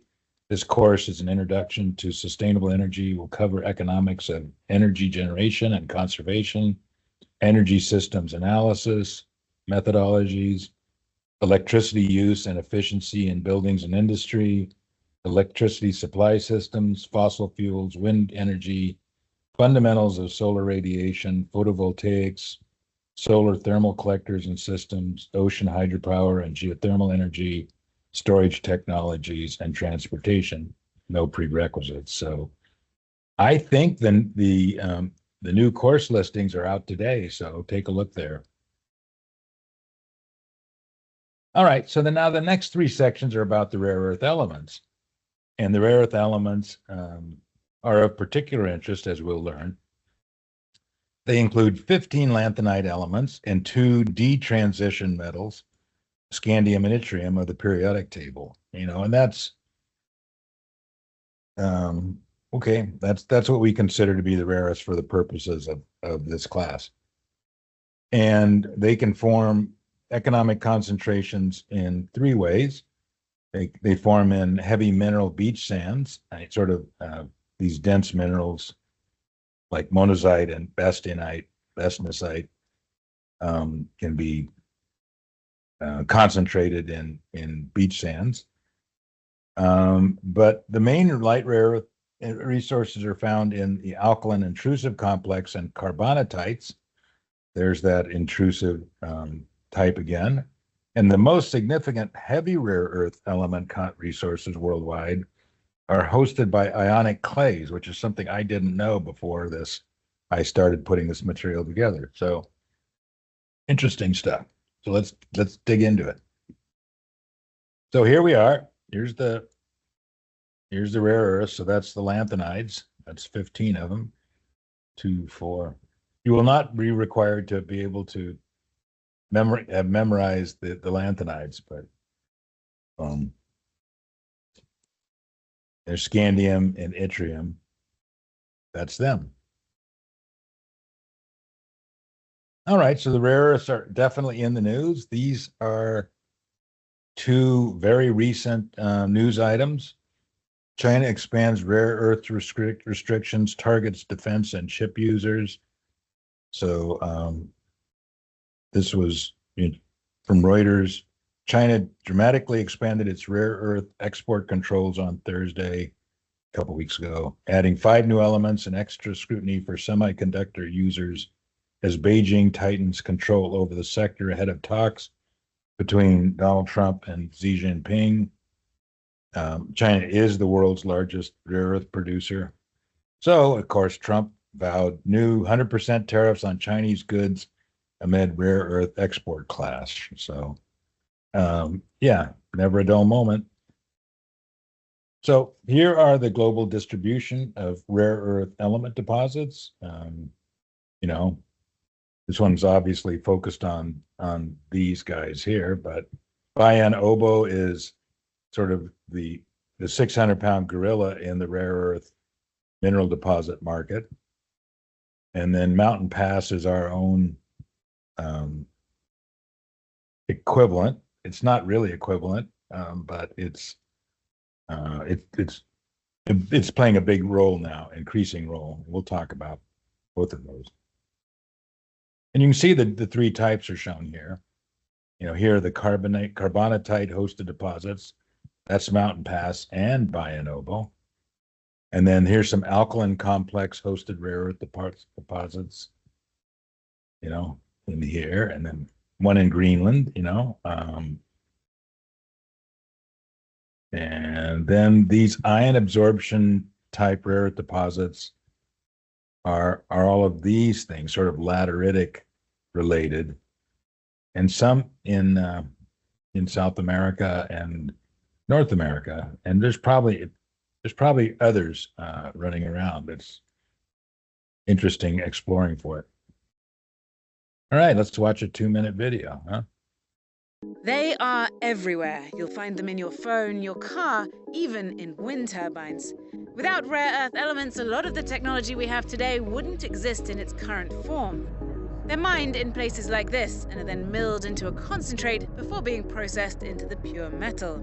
The global appetite for rare earth elements is surging. There's actually about 50% rare earths contained in this concentrate. But what are they? Well, contrary to the name, they're not actually that rare. Rare earth elements are a collection of 17 metals. They're found here on the periodic table, with names that are almost impossible to pronounce. And while they're abundant, they're not often found in quantities that make extraction economically viable. They're known for having similar properties and are mostly used in magnets, catalysts, or in hybrid car batteries.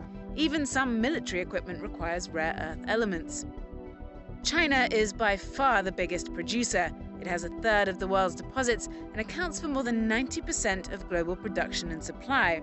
And while there are a handful of other countries with deposits, mining them is only half the battle. The bigger issue is processing and purifying. That's a dirty process and can involve handling radioactive waste. Up until now, most countries have been happy to leave that work to China. The US has 1 rare earths mine, but it still exports its product to China for processing. As more and more technology appears that relies on rare earths and demand for that technology grows, so does the dependency on China.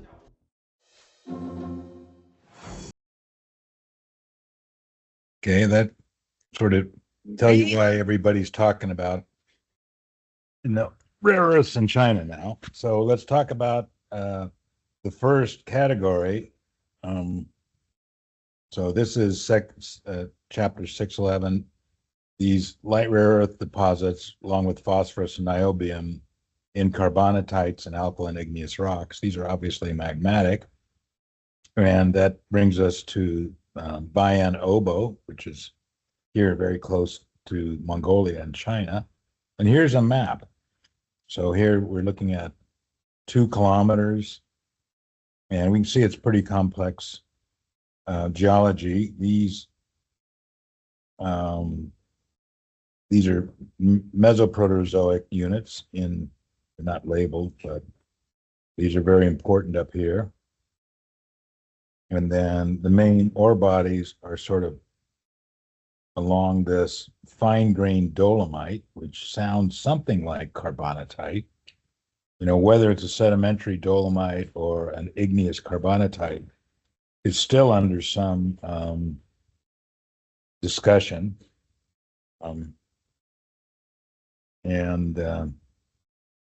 So that's kind of the main thing that's being mined for these rare earth deposits.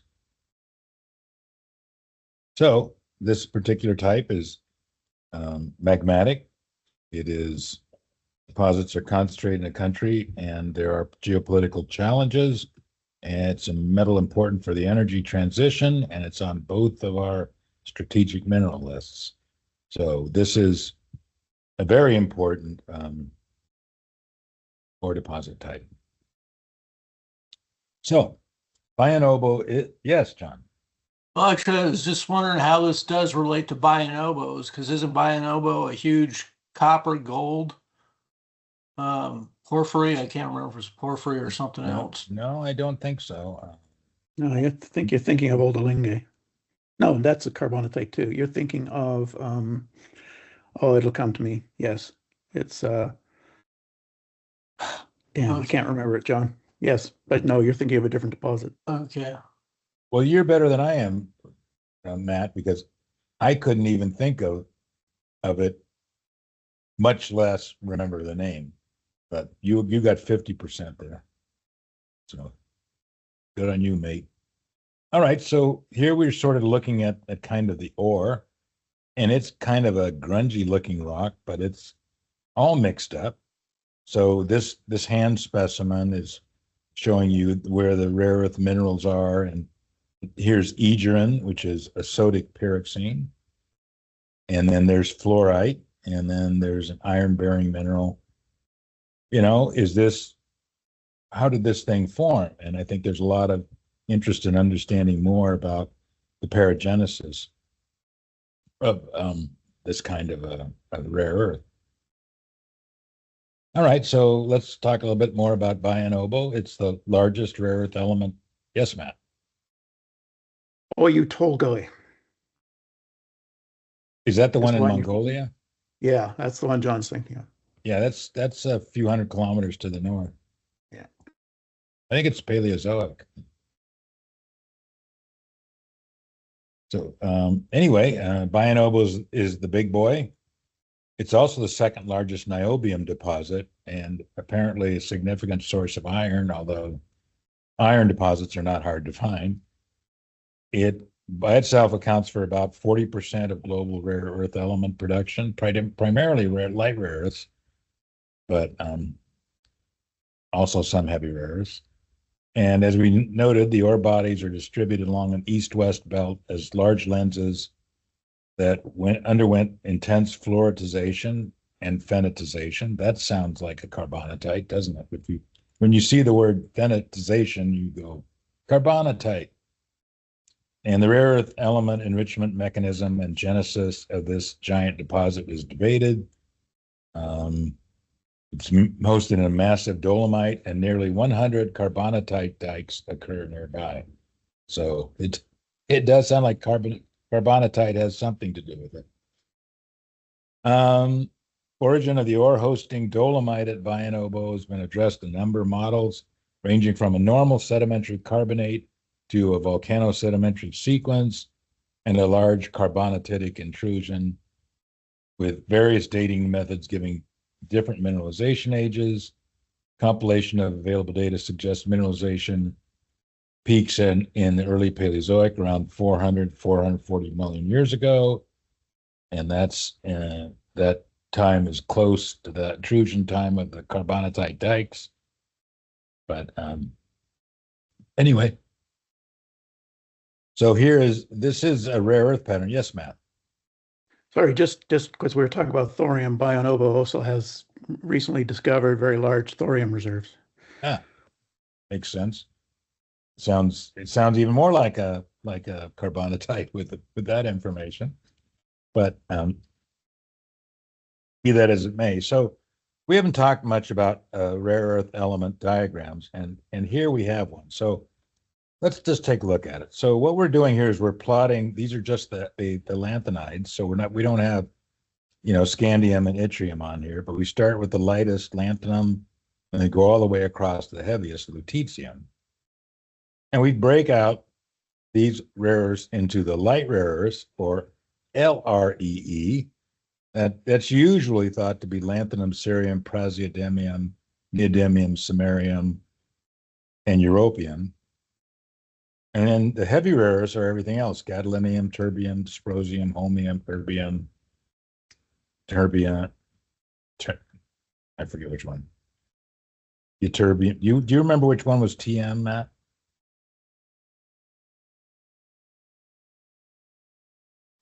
Sorry, thulium. Thulium, thank you. Ytterbium and lutetium. And then what you do is, to get these patterns, you take the amount of each of these rare earths in your sample and divide it by the amount in a chondritic meteorite. And the reason for that is these abundances they have the Otto Harkins effect, which goes up and down depending on whether it's even or odd. So it's a very zigzagged, very jagged, zigzag pattern. I kind of like the word jig-jagged. I may adopt that. A very, very spiky pattern. But if you divide it through by the abundance in chondrites, which are thought to approximate the abundance of the rarest in the whole Earth, you get smoother patterns. Now, here we're looking at log scale. So 1, 10, 100, 1,000, 10,000, 100,000, a million times the abundances in rare earths. So here you got the Bayan obo dolomite. You can see it's enriched in especially the light rare earths, 10,000 to almost 100,000 times that in the bulk earth, which is tremendous.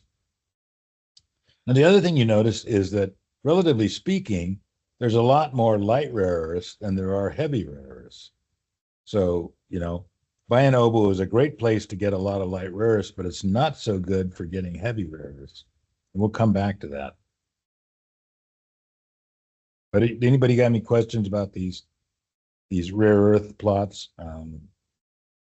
I'm very familiar with them because I used to generate them, and we use them a lot in igneous geochemistry.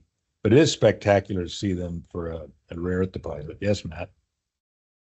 Sorry, just in case anybody's wondering, there's 15 lanthanides, but there's only 14 on the plot. And that's because promethium, which occurs between neodymium and samarium, basically doesn't exist naturally. I mean, in such minute quantities, it's irrelevant because it's radioactive. Yeah. So if anybody wants to get a fake publication published, write a paper on the geochemistry of promethium in some terrestrial rock.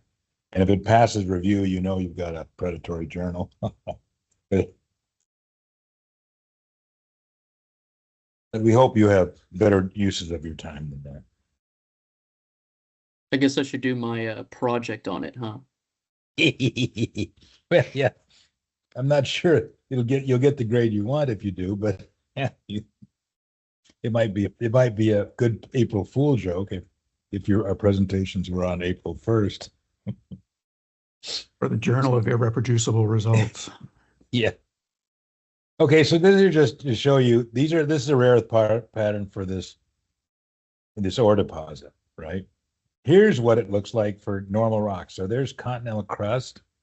Lanthanum gets up to about 80 times chondritic, which would be about here. And N-morb, that's the typical basalts of the ocean floor, here, right? And going up to something like, 20 times chondritic here. So there's Bayan obo is not that much richer than just everyday garden variety rocks in your heavy rare earths, but it is a hell of a lot enriched in your light rare earths. That's the point to make. All right, now let's talk about Mountain Pass, America's Bayan obo. So here is a geologic map. There is the highway to Las Vegas. Los Angeles to Las Vegas goes right over this mountain pass. And then What we've got here is these are sedimentary and volcanic rocks over here on the west. Latest Neoproterozoic, Paleozoic, and Mesozoic. And then over here, we've got sort of exposed crust, gneiss, amphibolite, and pegmatite. Eoproterozoic, that we would call that Neoproterozoic now. That's kind of a weird name. And then look at all these strange alkaline rocks. Shonkinite, we haven't used that word before, but it's really one of these strange alkalic rocks. Cyanide and alkali granite, we've talked about that, lots of that. And then actual carbonatite right here.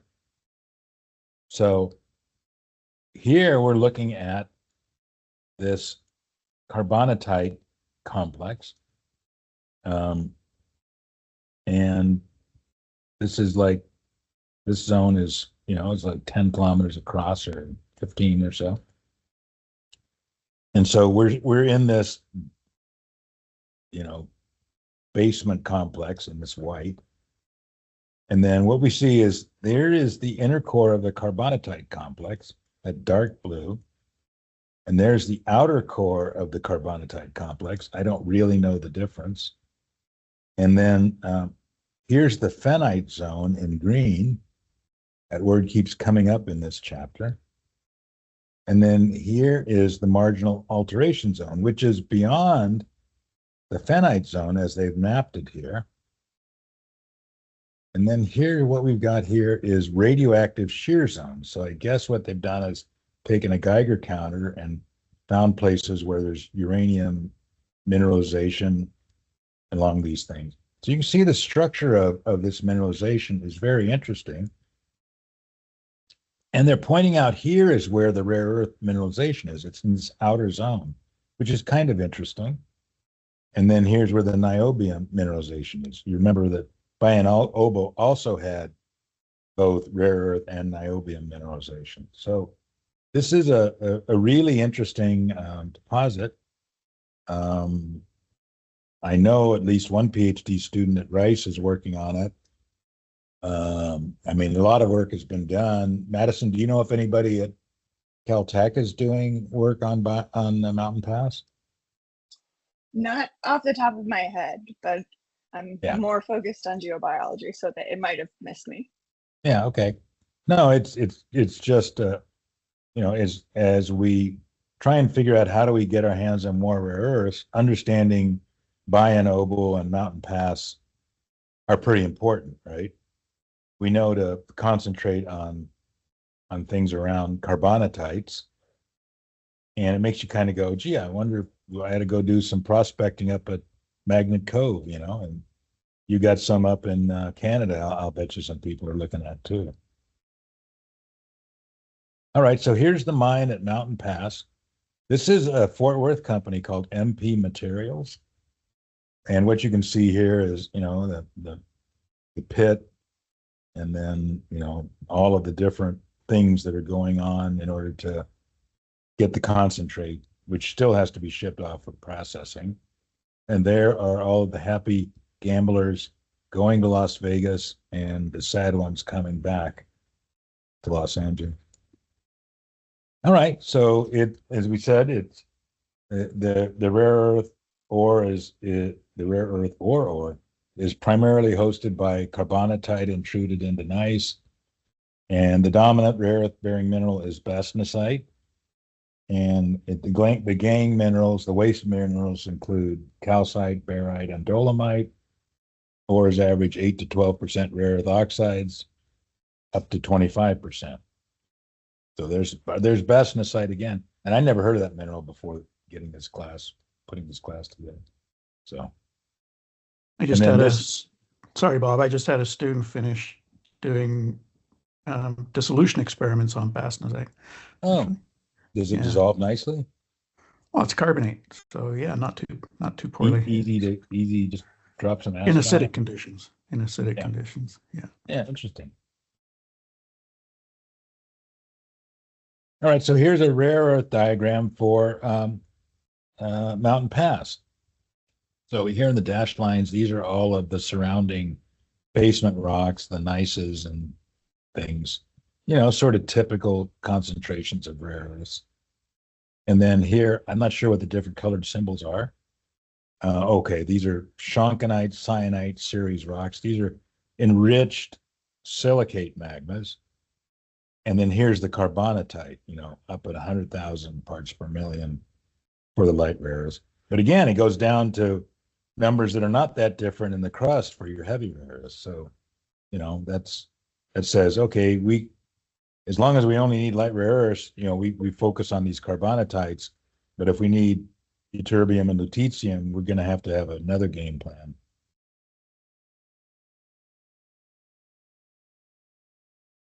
Oh, so let's watch a video.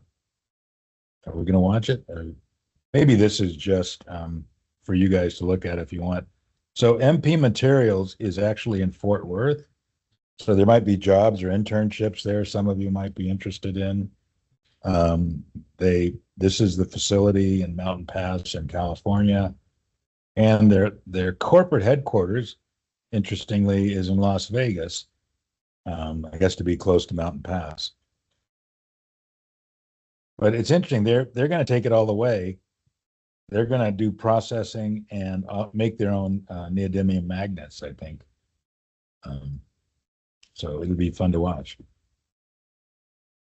All right, so here gets to John's question about how do you make these carbonatite magmas. Okay, and this is a confusing diagram, but what we're looking at here is the continental crust in orange. And then underneath the continental crust is the lithospheric mantle here in the dark green. And then below that in this light green is the asthenosphere, the zone that normally melts. And then what they're calling this, their sort of dark and little dotted green thing is metasomatized peridotite, which I'm guessing is carbonate metasomatism. So what they're saying is this zone is made up of amphibole carbonate peridotite. So it's a mixture of normal peridotite minerals like olivine and pyroxenes, and then also some amphibole, some hornblende or kerstatite, and then some CO2 carbonate in the interstices. So they're saying something comes up and heats the base of this and remobilizes, the amphibole peridotite and the carbonatite melt, which intrudes to make this a carbonatite. So it's fairly complicated, but I think you get the gist of it. Now here's an interesting diagram, sort of zooming in. So here we've got the carbonatite melt coming up, but it's hot and full of carbonate minerals, which as it gets close to the surface, is going to, turn into some kind of a liquid. So it sort of separates from the carbonated silicate melt. So there's the melt's generated at depth. It's a mixture of very CO2 rich silicate, and then the carbonatite liquid separates. This is liquid immiscibility, if you remember our discussion about that. Exsolution of one phase from another. So that's kind of the way they're seeing it. All right, now this is an interesting plot of three things as a function of time. So here we're going today back to 3 billion years ago when we start to get good enough rock preservation. And then we're looking at the number of occurrences for carbonatites, 387 of them, kimberlites, which bring up diamonds from the mantle, and then alkaline rocks in general. And what you can see is, in general, there's a lot more of everything as you get younger, that there really isn't that much carbonatite, kimberlite, or alkaline rocks until you get younger than about 1 billion years or 500 million years. So this is telling you something about the secular evolution of the Earth, and geoscientists argue about what it's telling us. And Matt have opinion that we're seeing the beginning of plate tectonics in the Neoproterozoic, and that's what's being reflected here. Other people disagree. That's fine. Science thrives on disagreements, hopefully productive ones. But there's definitely a tendency for these things to form later. Now, it's kind of interesting because, Bayan Obo, I think they thought formed at about 440, so in there, right? And I'm not sure we know when Mountain Pass formed. At least I haven't run across it. Now, this is isotopes, strontium isotopes. Carbonates are very good things to study for strontium isotopes because strontium substitutes for calcium, which is a big part of any carbonatite. So it's easy to analyze their 87-86 ratios. And what we can see here is we sort of know what the mantle's doing, right? So the mantle is, the 87-86 ratio of the mantle is increasing slowly. So the beginning of the Earth is taken to have been at something about very close to 7.700, actually 0.698, 0.698, right around there. And today it's on the order of, it's grown to about 703 to 704 or 5. So if something's in this range, we have no problem saying that this is sort of mantle derived, right? But if something's up here, we're going, that's weird. So here is, we're sort of looking, if you go back, before about 500 million years ago, pretty much everything, all of these carbonatites, the few ones that we have, and they plot along the mantle curve. But if you start looking at what's happening in the last 200 million years, you start noticing these things are starting to rise above this field that would be characteristic of the mantle. So it looks like subducted sediments are getting involved to increase this level. So that's by way of information. All right, so just throw this out. Are there rare earths in the Magnet Cove carbonatite? And the answer is, I don't know, but it does look tempting to look at. Oh, here now we get explained what jacuparangite is. Jacuparangite is that purple stuff here, and that is alkali peroxenite consisting essentially of titanium-rich augite with minor titanomagnetite, nepheline, apatite, perovskite, and melanite garnet. So somebody wants to go start a company and explore for rare earths around Mountain Magnet Cove, you're encouraged. And this brings us to the next. All right, so we've been talking about rare earth deposits, and we're going to move on to a different style of mineralization, which are placer. So in beach sands in particular, beach sands have become particularly important sources for rare earths, especially in countries with extensive coastal areas, obviously. Mineral-rich sands, they tend to get concentrated. The heavy minerals, which include monazite, ilmenite, zircon. The monazite sands are especially valuable because they concentrate rare earths, if you remember that formula. While ilmenite and rutile sands will provide titanium, and they have some rare earths, but not significant compared to the monazite. And so the big deposits are in southeastern and southwestern India, Australia along the southeastern and western coastlines, and in South Africa. And one of our faculty, Zach Scicomm, is interested in sand mining.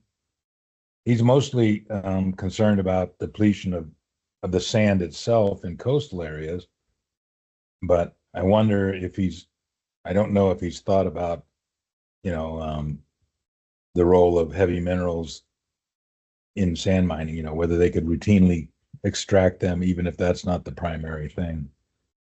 But anyway, there's another monazite there with the formula. So beach sand, as we said again, we're dealing with deposits concentrated in one country, other geopolitical challenges. I might change that. It doesn't seem like that those countries were much of a problem, but it is important for the energy transition and is on both Canada and the United States' critical minerals list. And then your book goes on and talk about the rare earths, particularly the heavy rare earths in ionic clays. And these are weathering products. South China is a tropical climate, so there's a lot of laterite there. You can see where Hong Kong is. So this is the South China block in here, and these are all of the, these are light rare earth deposits in regolith of granite. So the granite weathers, and because the granite's enriched in light rare earths, that's what the regolith is. Now here are those places where there's a heavy rare earth deposits in the regolith of granite. So those are of particular interest because, as we pointed out, we don't get as many heavy rare earths as we'd like out of things like Bayan Obo or Mountain Pass. So this is currently the main source of heavy rare earths. And right now they're almost exclusively located in southern China. Now, whether that's because only the Chinese have looked for them, there's certainly a lot of other places in the world that have got this kind of weathering, but the Chinese have got plenty of manpower and plenty of analytical facilities to do a lot of work. But I would look for this resource to increase in the future. So that's the ones we were talking about. These right now we got this ion absorption rare earth deposits concentrated in this area. I haven't heard much about that deposit or these, but I'm sure there's more in other places in the world.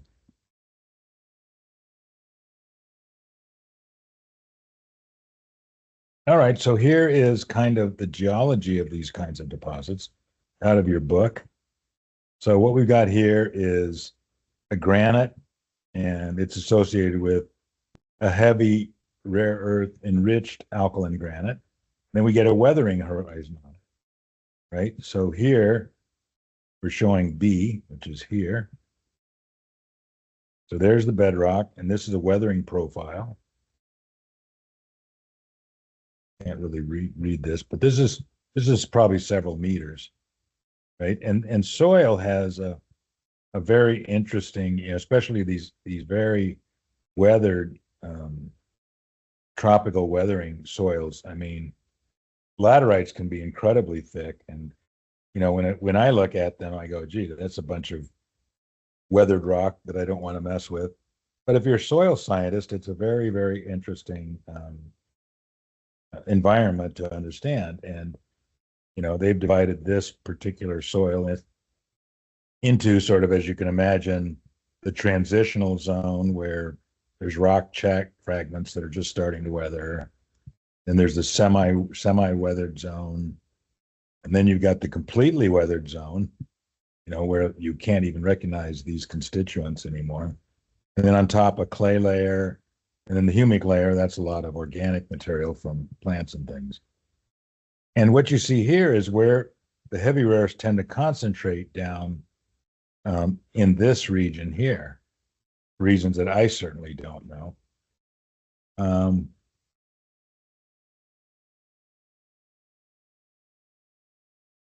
So these are soil horizons associated with these enriched granites. So and so what the amount of rare earths in the deposits are essentially those of their parent rock that are enriched by 1.5 to 10 times. So this is the sort of the way this fellow pathways of rock forming minerals, biotite, muscovite, amphibole, feldspar, through the clay minerals. So there's amphibole, there's biotite, there's feldspar, muscovite, and then, illite, montmorillonite, vermiculite, cookite, which is a clay I never heard of, kaolinite, like that. But I don't see the rare earths in here. But, the rare earths are obviously getting involved in this kind of an activity.